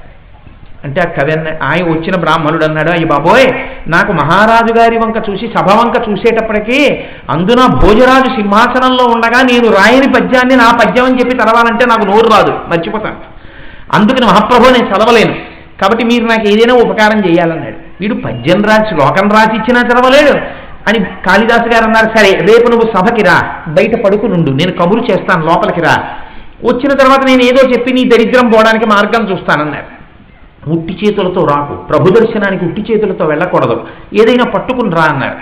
సరే అలాగే పట్టుకొస్తానని ఆ బ్రాహ్మణుడు పాపం ఆయన దగ్గర ఏముంది, అసలే కటిక దరిద్రుడు, 2 చెరుక్కర్రలు కొన్నాడు. దాన్ని 4 ముక్కలు చేసుకుని అది పట్టుకుని అంతఃపురం ముందు నించున్నాడు. ఇంకా పిలుపు రాలేదు, నీరసంగా ఉంది, నిద్ర వచ్చింది. దాన్ని తలపాగా విప్పేసి గుడ్డలో చుట్టుకుని తల కింద ఎట్టుకు పడుకున్నాడు.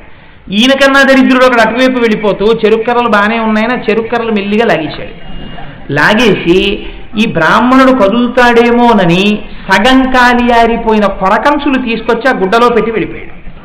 ఈ బ్రాహ్మణుడు ఆ కొరకంచులు కట్టేసిన గుడ్డ మీద పడుకుని నిద్రపోతున్నాడు. ఈలోగా కాళిదాసు గారు సభామంటపంలో, అయ్యా మీ గురించి ఒక గొప్ప బ్రాహ్మణుడు వచ్చాడు ఆశీర్వచనం చేయడానికి, ఆయన చాలా గొప్పవాడు, ఆయన ఆశీర్వచనం శక్తివంతం, ఆయన మిమ్మల్ని ఆశీర్వచనం చేస్తాడు మహాప్రభు అంటే, కాళిదాసు గారి మీద ఉన్నటువంటి గౌరవం చేత సరే బ్రాహ్మణుడిని తీసుకురమ్మన్నారు. బయట నించున్నాడు, తీసుకురమ్మని భటుల్ని పంపారు.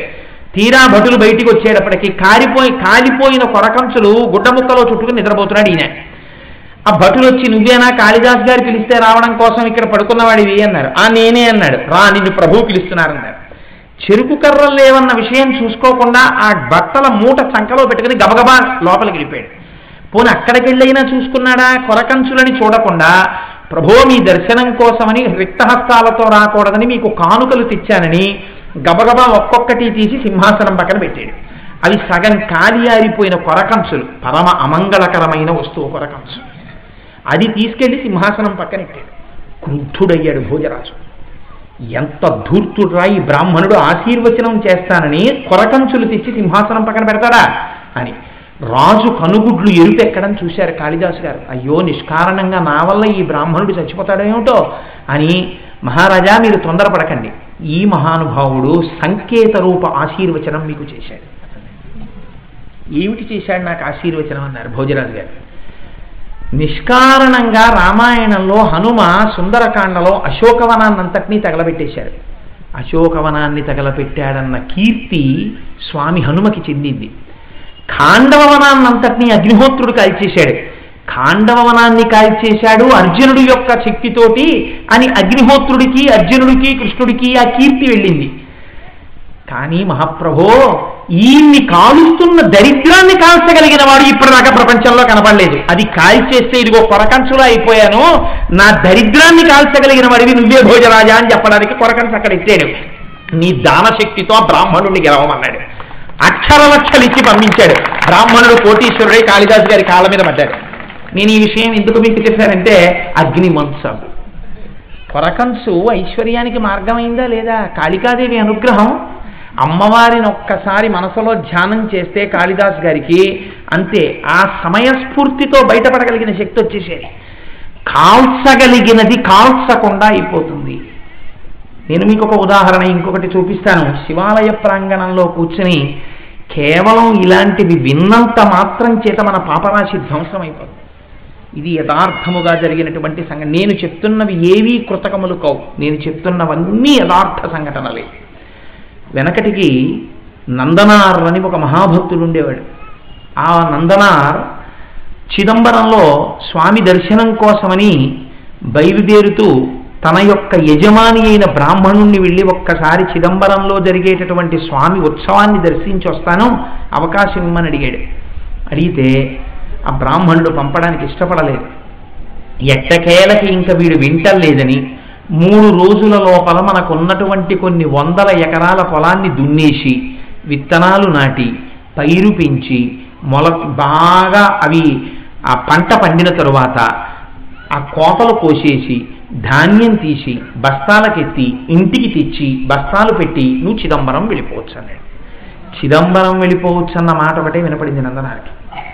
పరిగెత్తుకుంటూ చీకట్లో పొలానికి వెళ్ళాడు.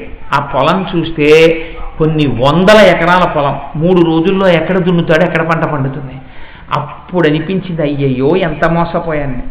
తలుపుకున మెరుపు మెరిస్తే ఆకాశంలో పరమశివుని యొక్క అందెగా భావన చేసి పొంగిపోతూ నాట్యం చేసి స్పృహ తప్పి పడిపోయాడు.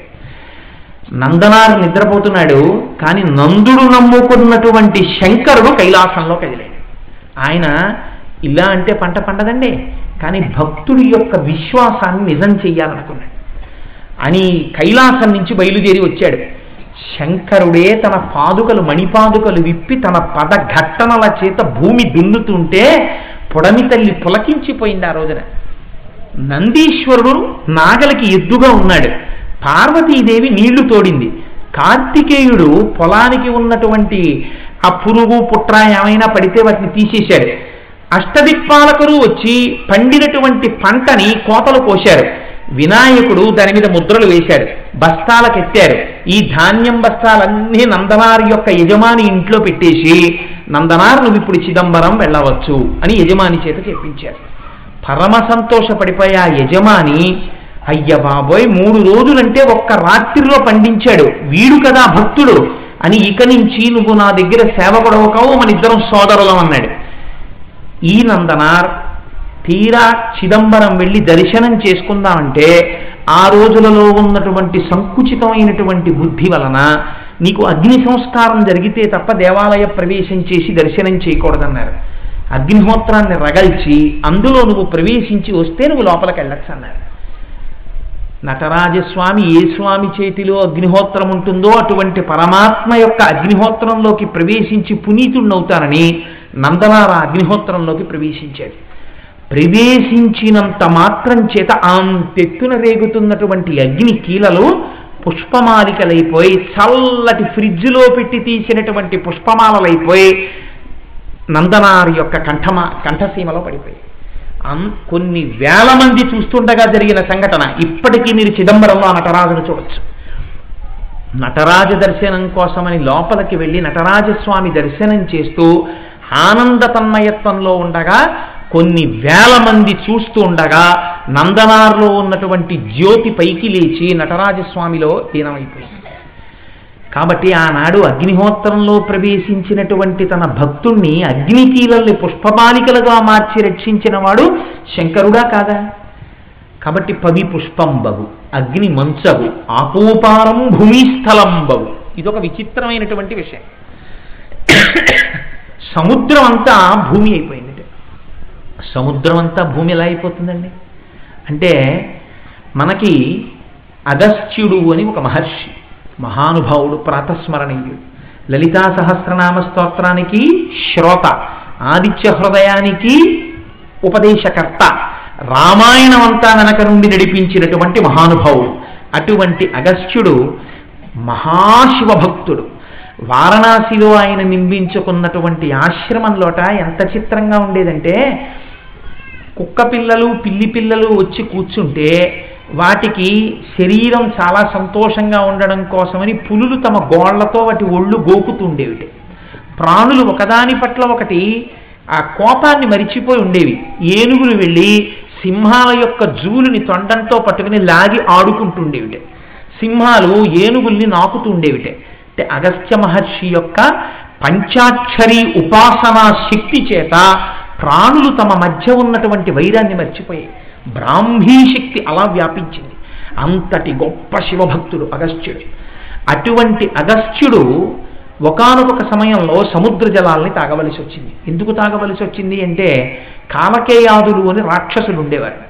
వాళ్ళు పగటిపూట సముద్రంలో ఉన్నటువంటి ద్వారంలోంచి పాతాళలోకానికి వెళ్ళిపోయేవారు. రాత్రిపూట బయటికి వచ్చి ఋషుల ఆశ్రమాల్లో ఉండేటటువంటి వేదవేత్తల్ని చంపేస్తుండేవారు. ఇంద్రుడు అగ్నిహోత్రుణ్ణి మొదలైన వాళ్ళని పిలిచి, మీరు ఎలా అయినా సరే సముద్ర జలాల్ని ఇంకింప చెయ్యండి అన్నాడు. అంటే అగ్నిహోత్రుడు అన్నాడు, నేను ఇంకింప చేయగలను, కానీ నేను ఇంకింప చేసినప్పుడు దానిలో ఉన్న సమస్త భూతకోటి మరణిస్తుంది, దానివలన నాకు పాపం, నేను చేయనన్నాడు. నువ్వు అలా అన్నావు కాబట్టి సర్వభక్షకుడవు కొమ్మని చెప్పించాడు. సరే, ఆ తర్వాత ఆయన సర్వభక్షకుడైనా సరే మహానుభావుడే. ఆయన దీప్తి చేత, కాంతి చేత, ఆయన యొక్క ప్రకాశము చేత ఆయన పవిత్రత తగ్గకుండా వరాన్ని పొందాడు. సర్వకాలముల యందు అందరి చేత నమస్కరింపబడేవాడయ్యాడు అగ్నిహోత్రుడు. అప్పుడు దేవేంద్రుడు అన్నాడు, ఈ సముద్ర జలాలన్నింటినీ తాగేస్తే తప్ప ఎవరో ఒకళ్ళు భూమి కనపడదు, సముద్రపు యొక్క అడుగు భాగం కనబడితే తప్ప ద్వారం దొరకదు, ద్వారం దొరికితే తప్ప పాతాళలోకానికి వెళ్ళి వాళ్ళు దాక్కున్న చోట కాలకేయాదుల్ని చంపలేరు. సముద్ర జలాలన్నింటినీ తాగగలిగిన వాడు ఎవరని అడిగాడు. అడిగితే అది ఎలా తాగాలి? ఏదో పంపులు పెట్టి మోటార్లు పెట్టి ఎప్పుడో తోడుతామండి 10 ఏళ్ల తర్వాత అంటే ఈలోగా వాళ్ళకి తెలిసిపోతుంది, వాళ్ళు స్థావరం మార్చేస్తారు. హఠాత్తుగా తాగేయాలి. ఎవరు తాగుతారన్నారు. పరమశివ భక్తుడై నిరంతర శివనామస్మరణ చేసేటటువంటి అగస్త్యుడు చేయలేని పని లేదు. కాబట్టి ఆయన కాళ్ళు పట్టుకోండి అన్నారు.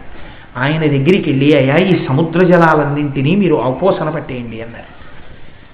దేనికి రాని ఆయన అడిగారు. కాలకేయాది రాక్షసుల్ని చంపాలండి, బిలం కనపడాలి అన్నారు. అది ఎంత పనిరా, అలాగే తాగేస్తానని ఆయన ఔపోసన పట్టేశాడు. నర్మదా నదీ జలాల యొక్క వరద జలాలని శంకరాచార్యుల వారు కమండలంలో పట్టేసినట్టు ఇలా పట్టి ఔపోసన పట్టేశాడు అంతే. ఆకూపారం భూమి స్థలంబగు, సముద్రం అంతా ఎండిపోయింది ఒక్క క్షణంలో, అంతా భూమి అయిపోయింది. భూమి అయిపోతే ఇంద్రాది దేవతల బిలాన్ని కనిపెట్టి లోపలికెళ్ళి కాలకేయాది రాక్షసుల్ని సంహరించారు.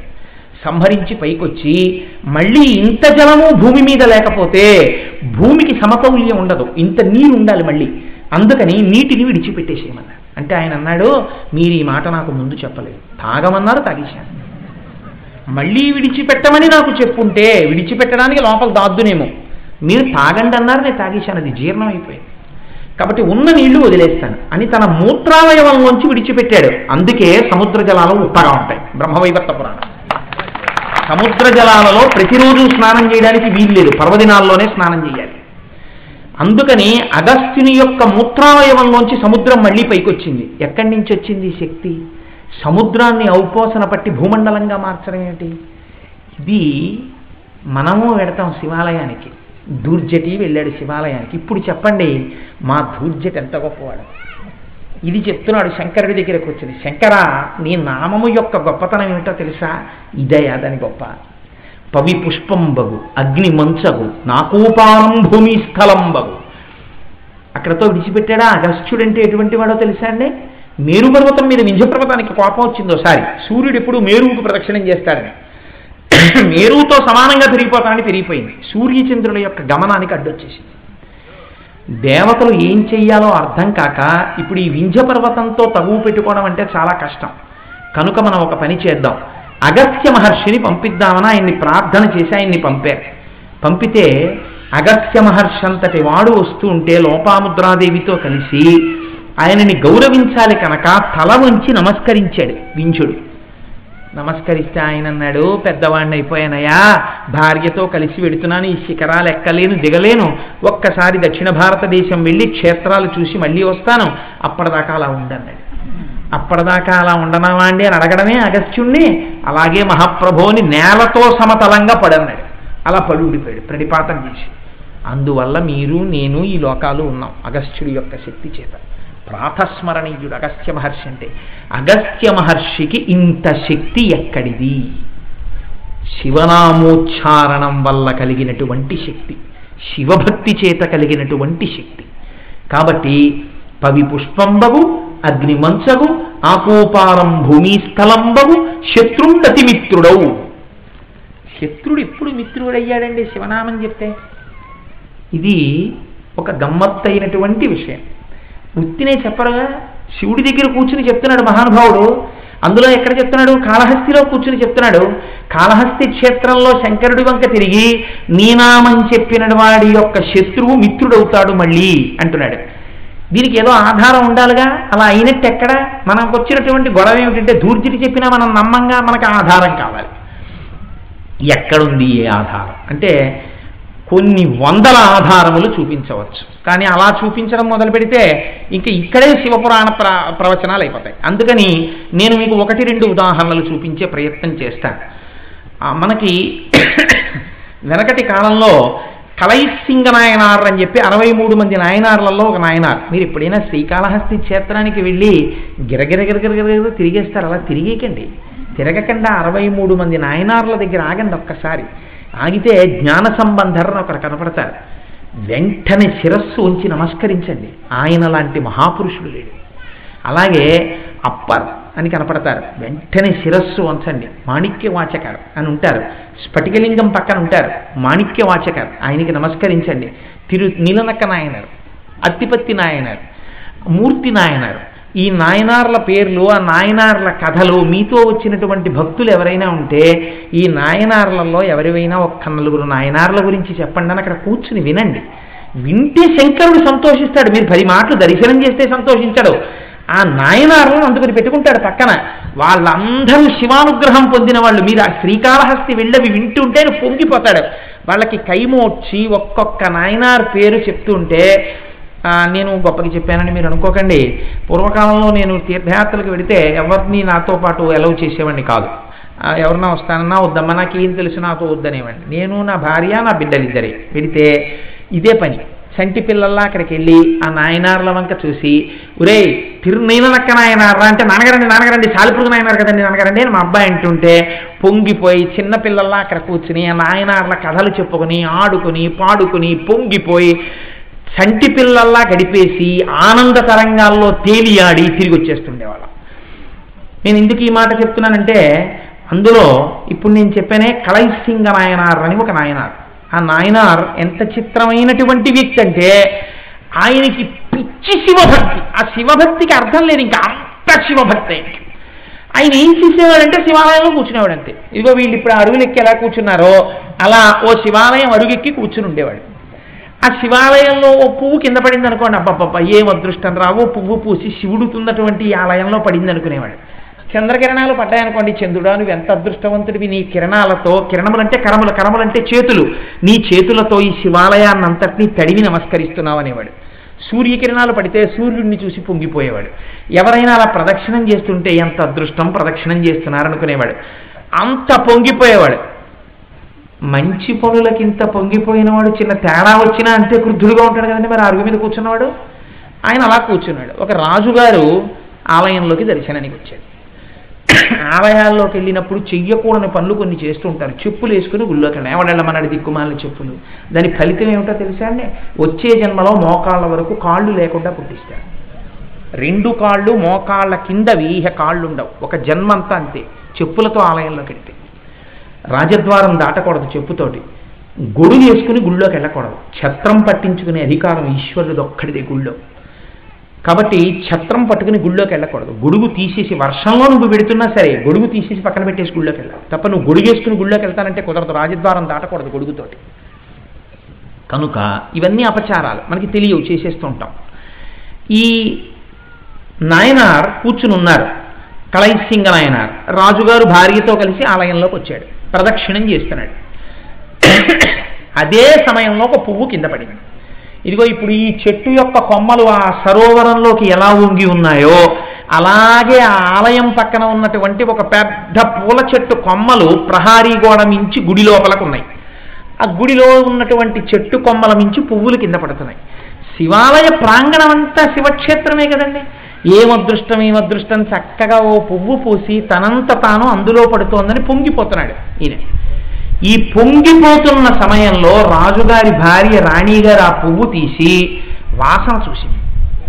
వాసన చూసేటప్పటికీ ఆ నాయనారికి ఎక్కడలేని కోపం వచ్చింది. శివాలయంలో పడినటువంటి పువ్వు శంకరుని కాళ్ళ మీద పడింది. మనమెవరం ఈ పడిపోయినటువంటి పువ్వుని తీసి వాసన చూడడానికి? కాబట్టి మనం తప్పు చేశాం అని చెప్పి వెంటనే ఆయన ఒక కత్తి పట్టుకుని వచ్చి ఆ రాణి గారి తల పట్టుకుని వంచేసి ఆవిడ ముక్కు కోసేది.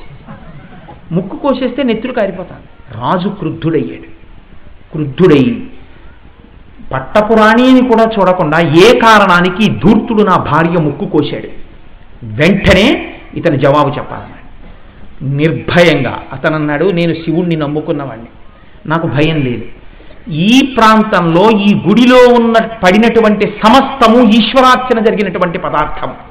దాన్ని తీసి కన్నులకు అద్దుకొని తల మీద పెట్టుకుని చండీశ్వరుడి దగ్గర విడిచిపెట్టాలి, నందీశ్వరుడి దగ్గర విడిచిపెట్టాలి. నంది మీద విడిచిపెట్టడం కూడా తప్పే. చండీశ్వరుడి దగ్గర విడిచిపెట్టాలి. నంది మీద విడిచిపెడితే ఓ కొత్త తప్పు కూడా వస్తుంది. ఇంకోటి తొక్కాడు అనుకోండి, దాన్ని బట్టి పూర్వజన్మ పాపుణ్యం పోతుంది. కావాలంటే నేను తప్పు చెప్పాను అనుకుంటే మీరు మహిమ్నా స్తోత్రం చదవండి. గంధర్వుణ్ణి అలాగే పట్టుకున్నారు. చండీశ్వర స్థానం దగ్గర పెట్టాలి తీసుకెళ్ళి, అసలు న్యాయానికి. శివాలయంలో అందుకే చండీశ్వర స్థానం దగ్గర బుట్ట పెట్టాలి. నిర్మాల్యం తీసుకొచ్చి అందులో వేసేస్తారు. పువ్వులు అవి, కొబ్బరి చెక్కలు అవి అయితే ఆయనకి చూపించి ఇంటికి తీసుకెళ్ళచ్చు ప్రసాదం కింద. కనుక ఇవాళ చాలా చోట్ల ఆ సంప్రదాయం లేదు. ఎందుకని అంటే వాళ్ళకే తెలియదు అలా చెయ్యాలి. చాలా నాకేం భయం లేదు, అందుకనే నేను అంత నిర్భయంగా చెప్తాను. వాళ్ళకి తెలియదు కాబట్టి వాళ్ళు చేయరు. కానీ కొంతమంది మంచి వాళ్ళు ఉన్నారు, వాళ్ళు తెలియదు కానీ చెప్తే వినిచేస్తారు. అలాంటి వాళ్ళు ఉన్నారు. కనుక ఈయన నిర్మాల్యాన్ని కన్నులకు అద్దుకోలేదు, చండీశ్వరుడి దగ్గర పెట్టలేదు. శివాలయంలో పడినటువంటి పువ్వు తీసి వాసన చూస్తోంది అంటే తాను భోగం అనుభవిస్తోంది పువ్వుతో. ఆ ఇంద్రియం తప్పు చేసింది కాబట్టి ఆ ఇంద్రియాన్ని కోసేశానన్నాడు. ఇప్పటి వరకు శత్రుత్వంతో చూసినటువంటి రాజు ఆయన శివభక్తిని ఆయన చెప్పిన మాటలకి పొంగిపోయి కౌగిలించుకున్నాడు. ఎలా కౌగిలించుకున్నాడు? రాజు మనస్సులో ఆ భావన నాటుకునేటట్టు, భక్తితో అతను చేసిన పని అర్థమయ్యేటట్టు శివుడే చేశాడు. శత్రుండతిమిత్రుడు, అప్పటికి శత్రువుగా కనిపించిన వాడు మిత్రుడుగా మారిపోయాడా లేదా? అదే నీలనక్క నాయనార్ జీవితంలో జరిగింది.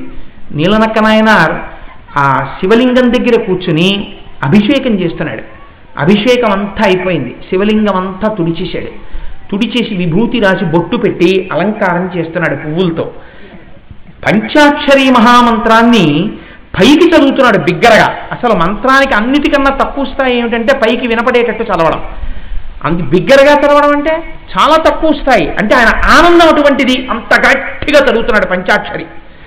చదువుతూ ఇంకా విడిచిపెట్టలేక ఇంకొంచెం పువ్వులు పట్టరా, మళ్ళీ స్వామికి అర్చన చేస్తానన్నాడు. భార్య పట్టుకొచ్చి పువ్వులు అక్కడ పెట్టింది.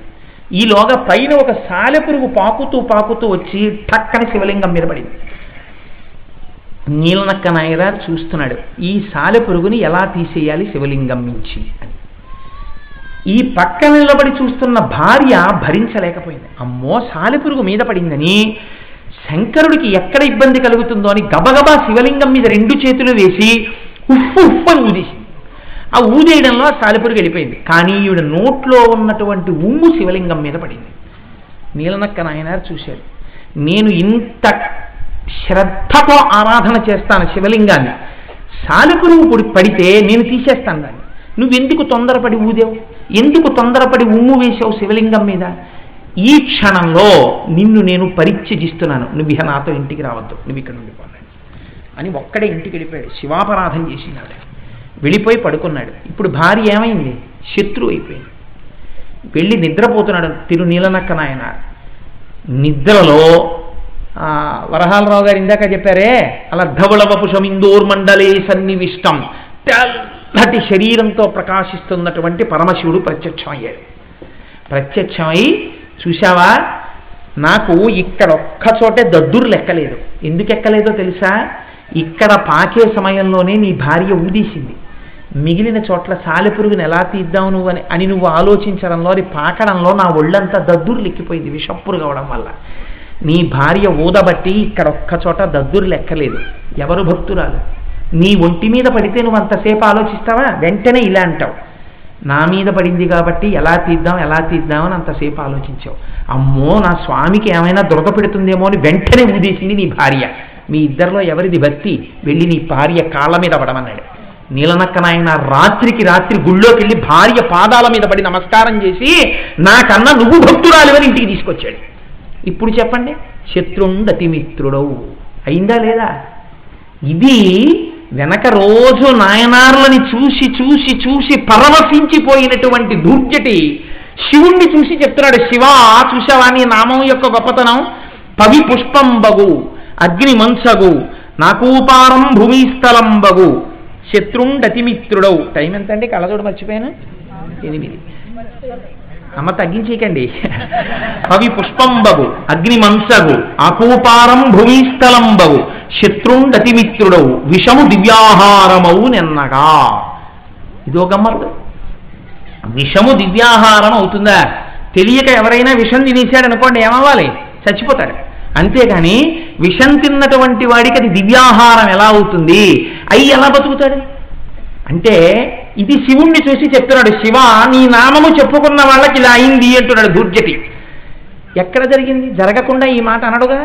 ఎక్కడైనా జరిగిన వృత్తాంతం ఉందా? విషం తింటే విషంతో పుట్టి విషంతో పెరిగి విషం చేత అంత తేజోవంతుడైపోయినటువంటి స్థితి ఎవరికైనా దక్కిందా? పురాణంలో పూర్వకాలంలో జరిగిందా? జరిగింది ఒకరి విషయంలో. అసితుడు అని ఒక రాజు, ఆయన మరణించే సమయానికి ఒక్క పెద్ద భార్య మాత్రమే గర్భవతి, మిగిలిన రాణులు ఎవ్వరూ గర్భిణీ స్త్రీలు కారు. రాజు హఠాత్తుగా మరణించాడు. కాబట్టి ఇప్పుడు పెద్ద భార్య కడుపులో ఉన్నటువంటి పిల్లవాడు పైకొస్తే ఆయనకి పట్టాభిషేకం చేస్తారు. మిగిలిన రాణులకు ఆగ్రహం కలిగింది. మనకి గర్భం రాకముందే భర్త మరణించాడు, కానీ పెద్ద భార్య మాత్రం గర్భిణి, కాబట్టి ఈవిడ కుమారుడికి పట్టాభిషేకం జరుగుతుంది. ఈవిడ కడుపులో ఉన్న పిల్లవాడు పుట్టడానికి వీల్లేదు. కాబట్టి వీడిని చంపేయాలంటే ఒక్కటే మార్గం, మహారాణికి గరళం పెట్టేయడమే, విషం తినిపించేయడమే. ఆవిడతో విషం తినిపిస్తే లోపల ఉన్న పిండానికి కూడా విషం వెళ్ళి మరణిస్తాడా పిల్లవాడని ఆ మహారాణిని కూర్చోబెట్టి గరళం తినిపించేశాడు. తినిపించేస్తే తెలియక ఆవిడ విషాన్ని తినేసింది. ఆవిడ నాభిగొట్టంలోంచి ఆ విషం లోపల ఉన్నటువంటి పిల్లవాడిలోకి వెళ్ళిపోయింది. అదే సమయానికి చవన మహర్షి చూశారు అటుగా వెళుతూ. ఆయనకు అనుగ్రహం కలిగింది. ఆయన పరమశివ భక్తుడు. ఆ లోపల ఉన్న పిల్లవాడిని రక్షించాలనుకున్నారు. ఆ రాణిని తీసుకెళ్లి తన ఆశ్రమంలో కూర్చోపెట్టి నిరంతరము శివకథలు చెప్తూ శివనామం చెప్పిస్తూ తాను శివనామం చెప్తూ శివనామ ప్రభావము చేత కడుపులో ఉన్న బిడ్డడిలోకి గరళము ప్రసరించిన మరణము లేకుండా శివనామమును ఔషధముగా ఇచ్చి రక్షించారు. గరళము లోపల ఉన్న మరణించకుండా పుట్టి తేజోవంతుడుగా పెరిగిన బిడ్డ కనుక సగరుడు అయ్యాడు. ఆయనకి పేరు వేరే పెట్ట, ఆయనే సగరుడు. ఆయన బిడ్డలే 60,000 మంది సగరులు. వారు తవ్విన గోతులలోకి వచ్చిన నీళ్లే సాగరములు. కాబట్టి ఆ సగర చక్రవర్తియే విషముతో పుట్టాడు. ఈశ్వర, నీ నామమును పట్టుకున్నటువంటి వారు లోపల విషము తిన్నవాళ్ళైనా విషము లోపలికెళ్ళినా చిన్న పసికందైనా పిండమైనా మరణించకుండా అంగవైకల్యం లేకుండా బయటికొచ్చి విషంతోటే పెరిగి పెద్దవాడై ఈ లోకాలని పరిపాలించాడా లేడా? ఈశ్వర, నీ నామం ఎంత గొప్పదయా! సృష్టిలో ఇలా ఎవరైనా చెయ్యగలరా? నీ నామము చేసింది శంకర. కాబట్టి పవి పుష్పంబగు అగ్ని మంచగు నా ఆకూపారం భూమిస్థలంబగు శత్రుండతిమిత్రుడవు విషము దివ్యాహారమౌనెన్నగా అవనీమండలి లోపలం శివ శివేచ్ఛాభాషణోల్లాసకిన్ శివ నీ నామము సర్వవస్యకరమౌ శ్రీకాళహస్తీశ్వర అంటాడు ధూర్జటి. ఎవరి దగ్గరికి వెళ్ళి ఇది ధూర్జటి గొప్పతనం, ఇది మా ధూర్జటి గొప్పతనం. లోకం దగ్గరికి వచ్చి చెప్పలా, తన మనస్సుకి చెప్పలా. శివుడి దగ్గరికి వెళ్ళి శివుడికి చెప్పాడు శివనామం యొక్క గొప్పతనాన్ని. శివుడు ఎంత పొంగిపోయి ఉండాలి! ఇంత వాయులింగం. నిజంగా ఈ పద్యం చదువుతున్నప్పుడు, ఈ పద్య వ్యాఖ్యానం జరుగుతున్నప్పుడు ఆలయంలో ఉన్నటువంటి శివమూర్తి ఎంత పొంగిపోయి ఉంటాడు. మళ్ళీ ఆ ధూర్జటి పద్యాలు మళ్ళీ ఇన్నాళ్ళకి వినపడుతున్నాయని ఎంత పరవశించిపోతాడు ఆయన స్వామి. ఈ మాటలు చెప్పి శివ శివేచ్ఛాభాషణోల్లాసకిన్ శివ నీ నామము సర్వవస్యకరమౌ శ్రీకాళహస్తీశ్వర. నిర్మల శంకర శాస్త్రి ఆరాధ్యులని దగ్గరగా 90 సంవత్సరములు పూర్తయిపోయి రుద్రాక్షలతో చేయబడిన కిరీటం పెట్టుకుని ఉంటారు. ఆయన శ్రౌత శైవ ఆరాధ్య పీఠాధిపతులు హైదరాబాద్లో ఉంటారు. ఆ నిర్మల శంకర శాస్త్రి ఆరాధ్యుల వారి జీవితంలో ఒక ఆశ్చర్యకరమైనటువంటి సంఘటన జరిగింది. ఆయన ఎప్పుడూ శివనామం చెప్తూనే ఉంటారు. ఎప్పుడు. నేను అలాంటి మహాపురుషుణ్ణి ఒకడిని చూశానండి. ఆయన ఇప్పటికీ ఉన్నారు. రాజమండ్రి పట్టణంలో మల్లంపల్లి శరభేశ్వర శర్మ గారని మహానుభావుడి వాళ్ళ పక్షపాతం వచ్చి మంచంలో పడుకుని ఉన్నారు. వారు మా ఇంటికి వస్తే నేను అటువంటి మహాపురుషుడికి నేను ఒక్కరోజు ఆతిథ్యం ఇవ్వాలని వారి పాదాలు పట్టుకుని నేను వారిని మా ఇంటికి తీసుకొచ్చాను. వారు కూర్చున్నారు. కూర్చుని సాయంకాలం 4:30కో 5కో నేను ఆయన పక్కన కూర్చున్నాను. రాత్రి 9 అయింది. నా భార్య ఎన్ని మాటలో వచ్చి అయ్యా మీరు పలహారానికి లేస్తారా అని అడుగుతూనే ఉంది. 4 గంటల సేపు ఆయన ఆ శివనామం గురించి శివుడి గురించి అలా చెప్పేస్తూనే ఉన్నారు. ఎన్ని శ్లోకాలో ఎన్ని పద్యాలో ఏమి ధారణో ఎంత పొంగో చెప్పి పలహారానికి వెళ్ళారు. రాత్రి 11 పార్వతీ కళ్యాణం చెప్పారు పలహారం చేస్తూ. ఆ పొంగులు తిన్నది ఇంత, తిన్నదేముంది ఆ నామమే. రాత్రి పడుకున్నారు. అటువంటి పెద్దలు ఇంట్లో పడుకుని ఉండగా మంచం మీద పడుకోకూడదని నేను భూషయనం చేశాను. నిద్ర పట్టక రాత్రి 12-1 గంట వేళ దోమలు కుడతాయేమో అని గదిలోకి వెళ్ళేటప్పటికి ఆయన 2 కాళ్ళు ఇలా స్పీడ్గా ఊపేస్తున్నారు. నేను అనుకున్నాను దోమలు కరుస్తున్నాయి ఇలా ఉందనుకుని వారి పాదం పట్టుకుని అయ్యా మిమ్మల్ని దోమలు ఇబ్బంది పెట్టాయా, మర్చిపోయానండి జట్టు పెట్టడం అన్నాను. అంటే ఆయన అన్నారు నేను దోమలు కుట్టి కాదు అయి కోటేశ్వరరావు, కేదారాది సమస్త తీర్థములు కోట్యం చూడబో నీటికిన్ కాదాముంగిలి వారణాసి కడపే కైలాస శైలంబు నీ పదధ్యానము సంభవించినప్పుడే అజ్ఞాన లక్ష్మీ దారిద్ర్యులు కారులు కొలకట శ్రీకాళహస్తీశ్వర. ధూర్జటి ఏం చెప్పాడయా, ఇలా కూర్చో నీకు చెప్తాను అని కూర్చోబెట్టేసి ఆ ఆనందంలోనయా కాళ్ళు ఊపేస్తున్నాను. దోమలు కుట్టాయో లేదో నాకేం తెలిసిందే. ఆ పద్యం గురించి ఓ 2 గంటలు మాట్లాడేసి పాపం నువ్వు పడుకుంటావేమో పడుకో అన్నారు. అప్పటికి 1 గంట ఆ కాళ్ళు ఊపుతూనే ఉన్నారు. రాత్రి లేదు, పగలు లేదు, ఇప్పటికీ పక్షవాతంతో మహానుభావుడు మంచంలో ఉన్నారు. కానీ ఇక్కడ మాత్రం ఆ శివనామ జపం, ఆ ఆనందం ఇదే అంటారు. యోగరతో వా భోగరతో వా సంగరతో వా సంగవిహీన యస్యద్ బ్రహ్మణి రమతే చిత్తం నందతి నందతి నందత్యేవ. వాళ్ళ ఆనందానికి హద్దేది, ఉపాధి నలిగిపోతుంటుంది, దీనికి రోగభూయిష్టం అయిపోతూ ఉంటుంది, ఇది క్లేశపడిపోతూ ఉంటుంది. వాళ్ళకి దాంతో సంబంధం ఉండదు, వాళ్ళ ఆనందమే, ఆ ఆనందంతో ఆ చెప్పేసుకోవడమే. కాబట్టి నిర్మల శంకర శాస్త్రి ఆరాధ్యుల విషయంలో నేను ప్రత్యక్షంగా చూశాను. ఆ నిర్మల శంకర శాస్త్రి ఆరాధ్యుల వారి జీవితంలో శివనామము యొక్క గొప్పతనం ఒకసారి వారి స్వీయ చరిత్రలో రాసుకున్నారు. నేను చెప్పింది మల్లంపల్లి శరభేశ్వర శర్మ గారి గురించి. నిర్మల శంకర శాస్త్రి ఆరాధ్యుల వారు ఒకసారి నిర్మల్ వెడితే ఒక బ్రాహ్మణుడు ఆయన మీద పడి కొట్టినంత పని చేశాడు. ఒక్క మాట మాట్లాడకుండా, ఏమిటి పాపం అంటే వీరి ఇల్లు ఆయనకి అద్దెకిచ్చారు.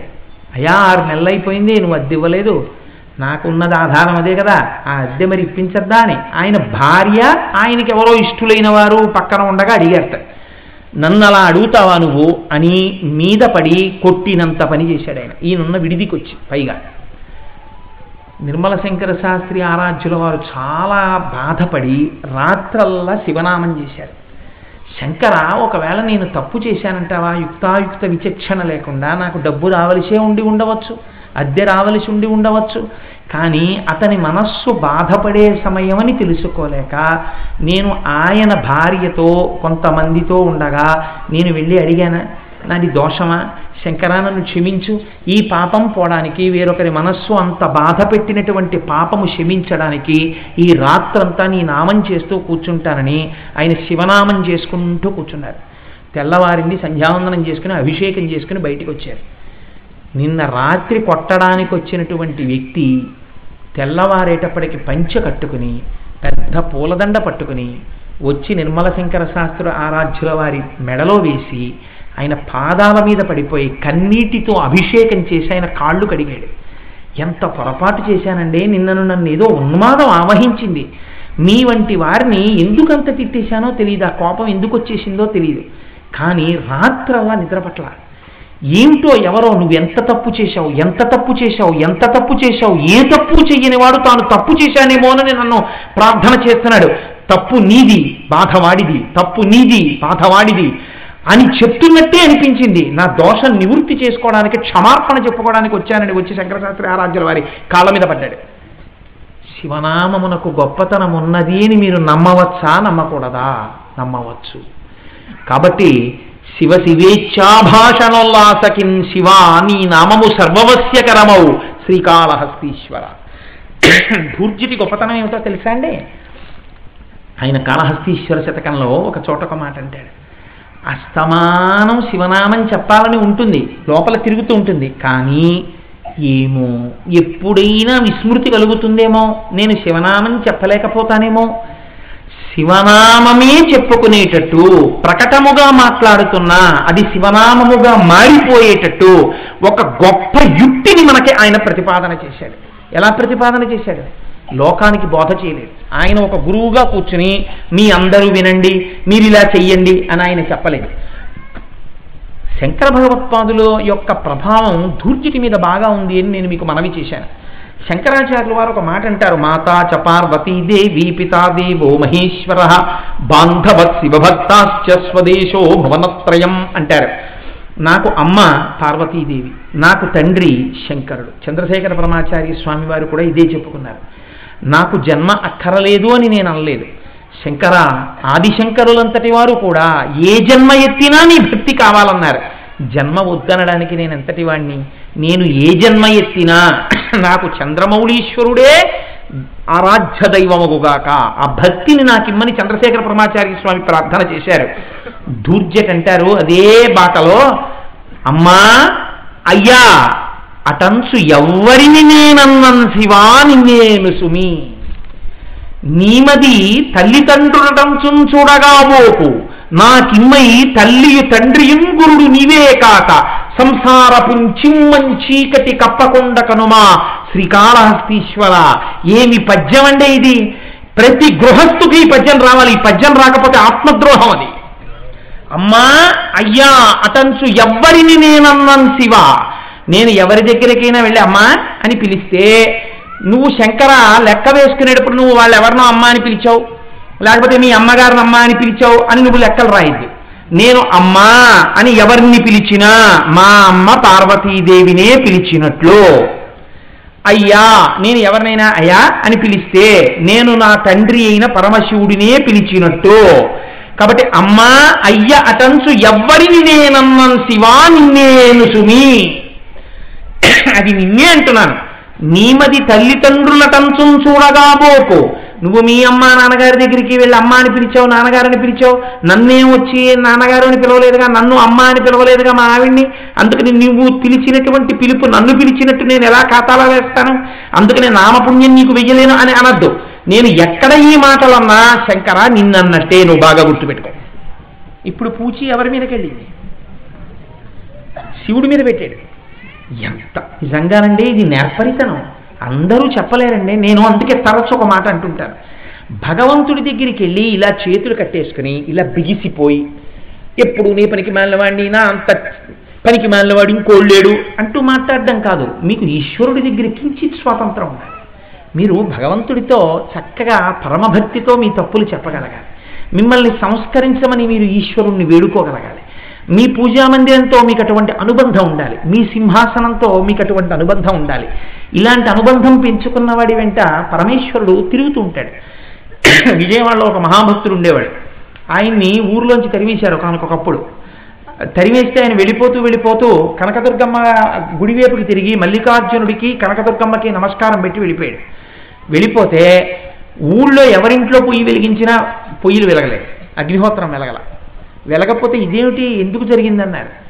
మనం అందరం బతకడానికి ఆధారమైన అగ్నిహోత్రుడు కోపించాడు, బ్రాహ్మణుడిని ఊళ్ళోంచి వెళ్ళగొట్టాం, అంతటి శివభక్తుడని కాళ్ళ మీద పడి తీసుకొచ్చారు. ఊళ్ళల్లో పొయ్యిలు వెలిగి. ఇది యథార్థంగా జరిగినటువంటి విషయం. నాకు ఆ భక్తుడి పేరు జ్ఞాపకంలో లేదు కానీ. కనుక ఒకానొకప్పుడు అండి శివభక్తి అంటే ఎలా ఉండేదో తెలుసా? నైవేద్యం పెడితే శివుడికి నైవేద్యం పెట్టిన తరువాత మరి విస్తట్లో వేసి నైవేద్యం పెట్టిన తర్వాత విస్తరి కూడా నైవేద్యం అయింది కదా. విస్తరిని ఎలా విడిచిపెడతామని చెప్పి తమలపాకులని లవంగ మొగ్గలతో విస్తరి కొట్టుకునేవారు. ఒక్కసారి చూశాను ఆ జీవితంలో నేను అలా అన్నం తిన్న మహానుభావుని.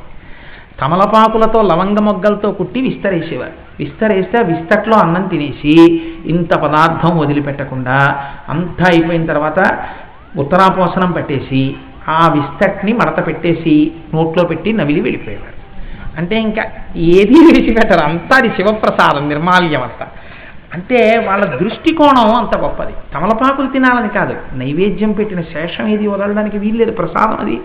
కాబట్టి అంత భక్తితో ఉండేవారు. వాళ్ళు అలా ఉండేవారు కాబట్టి వాళ్ళ వెంట శంకరుడు పడేవాడు.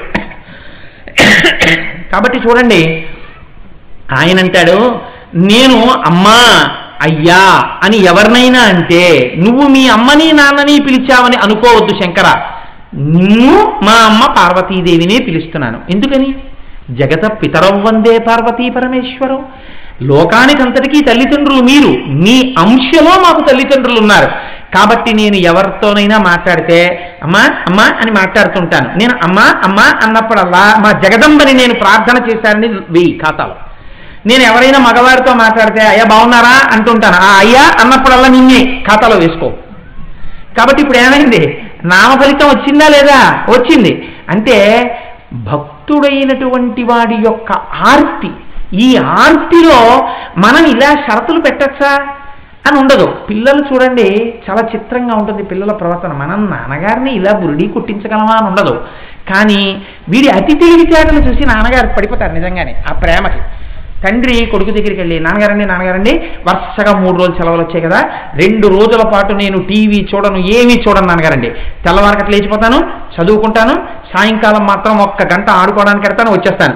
2 రోజులు నేను చదువుకుంటాను నాన్నగారండి. 2 రోజులు నేను చదువుకుంటాను కాబట్టి మీరు మాత్రం ఏమి ప్రవచనాలు పెట్టుకున్నానరా, అక్కడికి వెళ్ళాలరా ఇక్కడికి వెళ్ళాలరా అనకుండా 3వ సెలవు రోజున మాత్రం నన్ను తప్పకుండా 1 సినిమాకి మీరు తీసుకెళ్తారు నాన్నగారండి. ఎందుకంటే 2 రోజులు చదువుకుంటే తీసుకెళ్తాన్నారు కదా. ఈయన ఎప్పుడో అన్నట్టు 2 రోజులు వరకు సరిగ్గా చదువుకో తీసుకెళ్తాను, అదే 2 రోజులు చదువుతాను, 3వ రోజు మీరు తీసుకెళ్ళండి. ఇప్పుడు తండ్రి ఇంత చదువు దేనికోసం? 3వ రోజు సినిమా కోసం. తండ్రిని తన మాటకారితనంతో పడగొట్టేటటువంటి కొడుకుని చూసి నవ్వుకుని వాడు చదివినా చదవకపోయినా తీసుకెళ్ళిపోయినట్టు దూర్చితి ఎలా నిగ్రహిస్తున్నాడో చూడండి పరమాత్మని. ఏమో నీ నామం అంత గొప్పదని నీకు చెప్పాను కానీ నేను పలకగలనా, ఎప్పుడైనా మర్చిపోతానేమో. ఎందుకు వస్తుందండి ఈ తాపత్రయం? మీరు ఆలోచించండి. ఈ తాపత్రయం రావడం వెనకాతలా ఒక లక్షణం ఉంటుంది. ఎందుకు ఉంటుంది అంటే, ఒక తండ్రికి కొడుకు చాలా గొప్ప స్థితికి వెళ్ళిపోయాడు అనుకోండి, ఆయన క్యాబినెట్ సెక్రటరీ అయ్యాడు అనుకోండి, అవసరం ఉన్నా లేకపోయినా కనపడ్డ ప్రతివాడికి తండ్రి ఏం చెప్తాడంటే, మా అబ్బాయి ఎవరో తెలుసా, క్యాబినెట్ సెక్రటరీ అంటాడు. ఇది ఎవరికి చెప్తాడంటే పాలు పోసేవాడికి చెప్తాడు. పాలు పోసేవాడికి క్యాబినెట్ సెక్రటరీ అంటే ఏమిటో తెలియదు, ఆయనకి ఎందుకు చెప్పడం అంటే, అటువంటి కొడుకుకి నేను తండ్రిని అన్న భావన నిరంతరం పట్టేసింది. ఒక్క క్షణం కూడా అటువంటి కొడుకుకి తాను తండ్రితనం నుంచి పక్కకి వెళ్ళడం అన్న విషయాన్ని ఒప్పుకోడు ఎవరు కూడా. ఈయన మా నాన్నగారండి, చిన్నాన్నగారండి అని ఎవరైనా కొడుకు పరిచయం చేస్తున్నాడు అనుకోండి, ఆ చిన్నాన్నగారండి అన్నప్పుడు చి అన్న అక్షరాన్ని కొంచెం మిలిగా పలికాడు అనుకోండి, పలికినప్పుడు ఈ విన్నాయనికి ముందు నాన్నగారు అన్నది వినపడక చిన్నాన్నగారు అన్న దాంట్లో నాన్నగారు వినపడింది అనుకోండి, ఓహో మీరా మహానుభావ, ఈ పిల్లాడికి తండ్రి ఎంత గొప్పవారండి అన్నాడు అనుకోండి, అసలు తండ్రి కాదు కాదు కాదు కాదు నేను నాన్నగారు, వాడు మా తమ్ముడు బాబాయ్ అంటాడు. ఎందుకని? ఒక్క క్షణం కూడా ఆ పిల్లవాడి యొక్క తండ్రితనం నుంచి విస్మృతిని ఒప్పుకోడు. ఎందుకు ఒప్పుకోడు? అది తన యొక్క భాగ్యము అన్న భావన ఉన్నది. మనుష్య జన్మకి మాత్రమే ఉన్న భాగ్యము ఏది? నామము చెప్పుట. ఇంకొక ప్రాణిని తీసుకొచ్చి నామం చెప్పించండి. ఒక కుక్కని తీసుకొచ్చి శివ శివ శివ శివ అనమనండి, అనలేదు. సమస్త పిపీలికాది పర్యంతంలో ఏ ప్రాణినైనా తీసుకొచ్చి భగవన్నామం చెప్పించండి, చెప్పలేదు. ఒక్క మనుష్యుడు మాత్రమే చెప్పగలడు. ఎన్నాళ్ళు చెప్పగలడు? ఈశ్వరుడు మీకు ఊపిరుల లెక్కలో జీవితం ఇస్తాడు. ఎన్ని ఊపిరులు బతకాలి అన్నది ఈశ్వరుడు నిర్ణయం చేస్తాడు. కాబట్టి ఎన్నాళ్ళు నామం చెప్పగలవు? నీకు తెలియదు. నీ ఊపిరి ఉన్నంతకాలమే చెప్పగలవు. ఆ ఊపిరి ఎంతకాలం ఉంటుంది నీకు తెలియదు. కాబట్టి ఇప్పుడు నీ జీవిత కాలము అత్యంత విలువైనది. చెత్త మాటలు మాట్లాడితే ఈశ్వరుడు ఇచ్చినటువంటి గొప్ప వరం దుర్వినియోగం అయిపోతుంది. దుర్వినియోగం అయిపోకుండా సక్రమంగా సద్వినియోగం అయిపోవాలి. ఎప్పుడు ఆయన గురించే రావాలి మాట. మరి అప్పుడప్పుడు అమ్మా అని పలకాలి, అయ్యా అని ఎవరితోనో మాట్లాడాలి. ఎలా అంటే ఆ సమయం దుర్వినియోగం అవ్వడం కూడా దూర్జటికి ఇష్టం లేదు. కాబట్టి అందుకని శంకరుణ్ణి నిగ్రహిస్తున్నాడు. నేను బాహ్యంలో అమ్మా అని ఎవరినో పలకరిస్తాను, అయ్యా అని ఎవరినో పలకరిస్తాను. నువ్వు ఎవరినో అమ్మ అని పిలిచా, ఎవరినో అయ్యా అని పిలిచా అనద్దు. నేను అమ్మని చూసి అమ్మ అంటాను, అయ్యా అంటాను. ఇవన్నీ నీ ఇద్దరిని అన్నట్టే లెక్కలో రాయి, జాగ్రత్త అని చెప్తున్నాడు. అంటే ఆయనకి నామమునందు ఎంత ప్రీతో చూడండి. కాబట్టి అమ్మా అయ్యయటంచు ఎవ్వరిని నేనన్నం శివా నిన్నేను సుమి. దీని వలన ఒక ప్రమాదము కూడా పోతుంది. బహుశా దూర్చటి ఇంద్రియ నిగ్రహము కొరకు కూడా ఈ మార్గాన్ని అనుసరించి ఉండి ఉండవచ్చు. ప్రపంచమునందు కామమునకు విరుగుడు ఏమి? అమ్మతనాన్ని చూడడమే. ఎంత కామోద్రేకం కలిగినా అవతల వారి యందు మీరు అమ్మని చూసినా జగదంబని చూసినా పొంగుతున్న పాల మీద నీళ్లు చల్లినట్టు కామోపశమనం కలుగుతుంది. దూర్జటి జీవితం అంతా ఏడ్చింది, నేను కామాన్ని గెలవలేకపోతున్నానని ఏడ్చాడు. అందుకే అమ్మాయ్యటంచు ఎవ్వరిని నేనన్నన్ శివా నిన్నేను సుమి, నీమది తల్లిదండ్రులటంచున్ చూడగాబోకు, నాకిమ్మై తల్లియు తండ్రియున్ గురువు నీవే కాక. నాకు తల్లి తండ్రి గురువు కూడా నువ్వే. ఇదేమిటి ఈ మాట? అంటే శంకరుడు గురువు దక్షిణామూర్తి, శంకరుడు గురువు సదాశివ సమారంభాం శంకరాచార్య మధ్యమాం అస్మదాచార్య పర్యంతాం వందే గురు పరంపరాం కాకుండా ఆయన ఒక మాట భావన చేస్తున్నాడు. నాకు ఉపనయనం చేసినప్పుడు పీటల మీద కూర్చున్నటువంటి అమ్మా నాన్న ఎవరై ఉండాలి? ఇప్పుడు నేను అమ్మ నాన్నగారండి, మా నాన్నగారు నాకు చెవిలో ఉపదేశం చేశారు గాయత్రి అంటే నేను ఎవరి తొడ మీద కూర్చుని గాయత్రి ఉపదేశం పొందాను? సాక్షాత్తు పరమశివుడి ఒడిలో కూర్చుని నేను ఉపదేశం పొందాను. నాకు పూర్ణ భిక్ష పెట్టినది ఎవరు? మా అమ్మ పార్వతీదేవి పెట్టింది. ఇప్పుడు ఎవరి నోటి వెంట నేను ఆ గాయత్రి విన్నాను? శంకరుడి నోటి వెంట గాయత్రి విన్నాను.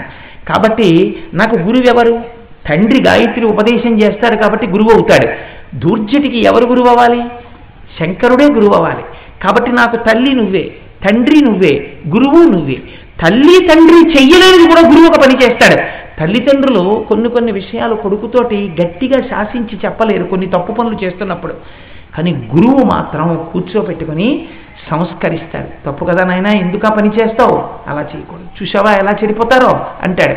ఆ గురువు యొక్క వాక్ప్రభావము చేత, గురువు సంస్కార బలము చేత, గురువు యొక్క సంఘశక్తి చేత శిష్యుడి యందు మార్పు వచ్చేస్తుంది తెలియకుండానే. కాబట్టి తల్లిదండ్రుల కన్నా ఉద్ధరణ చెయ్యగలిగిన వాడు గురువు. తల్లిదండ్రులు శరీరాన్ని ఇస్తారు, గాయత్రిని ఇస్తారు, కానీ ఆత్మశక్తి వైపు నడిపించి మళ్ళీ అమ్మ కడుపునా నాన్న కడుపునా పుట్టవలసిన అవసరం లేకుండా చెయ్యగలిగినటువంటి మహానుభావుడు గురువు ఒక్కడే. ఆ గురువు సంసారపు చీకట్లు కమ్మకుండా చేస్తాడు. ఆ చీకటియే సంసారపు చీకటియే అజ్ఞానం. ఆ అజ్ఞానాన్ని తొలగదోయగలిగినటువంటి ప్రత్యక్ష సూర్యుడు గురువు. అటువంటి గురువుని నువ్వు కావాలి శివ. కాబట్టి నువ్వే నాకు గురువై, నువ్వే తల్లి అయి, నువ్వే తండ్రి అయి నన్ను సంస్కరించాలి. నా ఇంద్రియముల వలన నేను పాడైపోకుండా నన్ను నువ్వు రక్షించాలి. నీ బిడ్డడిగా నన్ను నీ అక్కున చేర్చుకోవాలి. నన్ను ఉద్ధరించి చిట్ట చివరికి నీలో నన్ను నువ్వే కలిపేసుకోవాలి. నాకు శక్తి ఉందని నేను అనుకోవట్లేదు, నన్ను నీలో చేర్చేసుకో. దీనికి ఏమిటి నీ పుణ్యం అని నువ్వు అడుగుతావేమో. నేను ఎప్పుడో ఎవరినో చూసి అమ్మా అన్నది, ఎవరినో చూసి అయ్యా అన్నది, నిన్నే అన్నానని ఖాతాలో రాసుకుని నన్ను నీలో కలుపుకో. ఈ నామశక్తి చేత నన్ను కలుపుకో అని పవి పుష్పంబవు, అగ్నిమంచగు, ఆకూపారం భూమిస్థలంబవు, శత్రుండతి మిత్రుడు, విషము దివ్యాహారమౌనన్నగా, అవనీ మండలి లోపలం శివ శివేచ్ఛాభాషణోల్లాసకిన్, శివ నీ నామము సర్వవస్యకరమౌ శ్రీకాళహస్తీశ్వర. అమ్మా అయ్యయటంచు ఎవరిని నేనన్నన్ శివా నిన్నేను సుమి, నీమది తల్లిదండ్రులటంచు చూడగాబోకు, నాకిమ్మై తల్లియు తండ్రియున్ గురుడు నీవే కాక, సంసారపు చిమ్మంచీకటి కప్పకొండ కనుమా శ్రీకాళహస్తీశ్వర. ముకుటం దగ్గరికి వచ్చేటప్పటికి వీటన్నింటినీ శ్రీకాళహస్తీశ్వరుడిలోకి పరివచింపచేస్తాడే. ఎందుకనంటే అక్కడ కూర్చుని ఆయన్ని చూస్తూ చేసుకున్నటువంటి స్తోత్రాలు, ఆయన్ని చూస్తూ ఆయనకి చెప్పుకున్నాడు, ఆయనకి చేసుకున్నాడు విజ్ఞాపన. ఆయన చేసుకున్నటువంటివి ఆయన పేరు పెట్టి చేసుకోలేదు. కాబట్టి ఇప్పుడు మనం ఇక్కడ కూర్చుని శ్రీకాళహస్తీశ్వర అంటూ వీరి మ్రోల కూర్చుని చెప్పుకున్నటువంటి ఈ విజ్ఞాపన దూర్జటి రూపంలో మనం అనుగ్రహిస్తే, మనం చెప్పుకున్న ఈ మాటలు స్వామి చెవిన పడి మనని కూడా ఉద్ధరిస్తాడు. అందుకే కదా పశ్చిమ దిక్కుకు తిరిగాడు. పాపాలు చేసేవాడు లేకపోతే గంగానది ఎందుకు? పాపం చేసేవాడు ఉన్నాడు కాబట్టే గంగానది పాపం పోగొట్టడానికి. బతికున్న నాళ్ళు నామం చెప్పకుండా పిచ్చి మాటలన్నీ మాట్లాడి బతికాం కాబట్టే, అతివాగుడితో బతికాం కాబట్టే చిట్ట చివర ఈ వాగుడు అలవాటయ్యి ఏ పిచ్చి పేలాపన పేలుతూ వెళ్ళిపోతాం. కాబట్టి శంకర నా ఆఖరి మాట శివ అంటూ నేను వెళ్ళిపోవాలి. ఆ శివ అన్న మాట నేను అనగలనా? నా వల్ల అవుతుందా? ఎంత భయంకరంగా ఉంటుందో శంకరాచార్యులు వారు చెప్తారు. యదా పుత్ర మిత్రాత యోమత్స కాశీ రుదాత్యస్య కీదృశీయో దశంతి తదా దేవ దేవేశ గౌరీశ శంభో నమస్తే శివాయో త్యజస్రం బ్రవాణి. మహాతల్లి ఏ లోకంలో ఉందో కానీ యోగినీమాత అంటుండేవారు, వెడదామనుకున్న ప్రయాణానికి వెడతావో వెళ్ళవో తెలియదు, ఒక ప్రయాణానికి మాత్రం టిక్కెట్ కన్ఫర్మ్ అయిపోయింది అంటుండేవారు. కాబట్టి ఆ అంత్యకాలమునందు కొడుకు కూతురు కోడలు అల్లుడు మనవలు పక్కన నిలబడి అయ్యో ఎన్ని సన్మానాలు పొందాడో, ఎంతమంది చేత గౌరవింపబడ్డాడో, ఇలాంటి ఆయన్ని మంచం మించి దింపేసి చింకి చాప వేసి బొంతేసి బయట పడుకోబెడుతున్నారా అని వాళ్ళు ఏడుస్తుంటే, కొడుకు తెచ్చి నోట్లో తీర్థం పోస్తుంటే దూతలు కనపడి భయంతో పక్క నుంచి కారిపోతుంటే, గుడ్లు తిరుగుడు పడిపోతుంటే, 1,00,000 తేళ్లు కుట్టిన బాధ శరీరానికి కలుగుతుంటే, కపవాత పైచముల్ కప్పగా శ్రమచేత కంపముద్భవ మంది కష్టపడిపోతుంటే, ఒక పక్క పాశాలు పడిపోతుంటే, అప్పుడు నేను ఆఖరి ఊపిరి శివ అని అనగలనా? ఓపికుండి బ్రతికున్న నాళ్ళు, అవకాశం ఇచ్చిన నాళ్ళు ఒక్కనాడు అలా 4 అడుగులు గుడి చుట్టూ ప్రదక్షిణం చేయరా? నిన్ను నావాణ్ణి చేసుకుంటానంటే తిరగని కాళ్ళు ఇలా అనరా? నీకు పుణ్యం ఇస్తాను, శరణాగతి చేసిన ఫలితం ఇస్తానంటే అనని చేతులు, ఇలా వంచని తల, శివానని నోరు చిట్ట చివర అంటుందా? ఏ హీనోపాధిలోకి వెళ్ళిపోతాము. బెంగ పెట్టుకోకండిరా, మీరింత పాపం చేశానని బెంగ పెట్టుకోకండి. ఒక్కసారి శ్రీకాళహస్తి రండి, పశ్చిమ దిక్కుని అందుకే చూస్తున్నాను.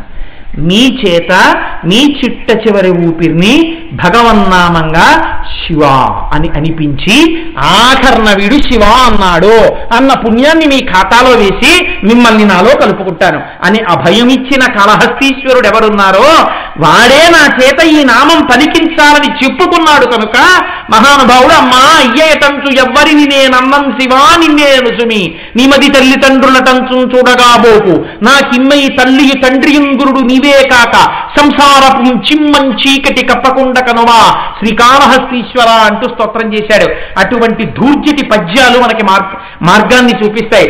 ఆ పద్యాలు రోజు చదువుకుంటే మన జీవితం ఉద్ధరింపబడుతుంది. ఒక్క పద్యం చాలు మనను ఉద్ధరించడానికి.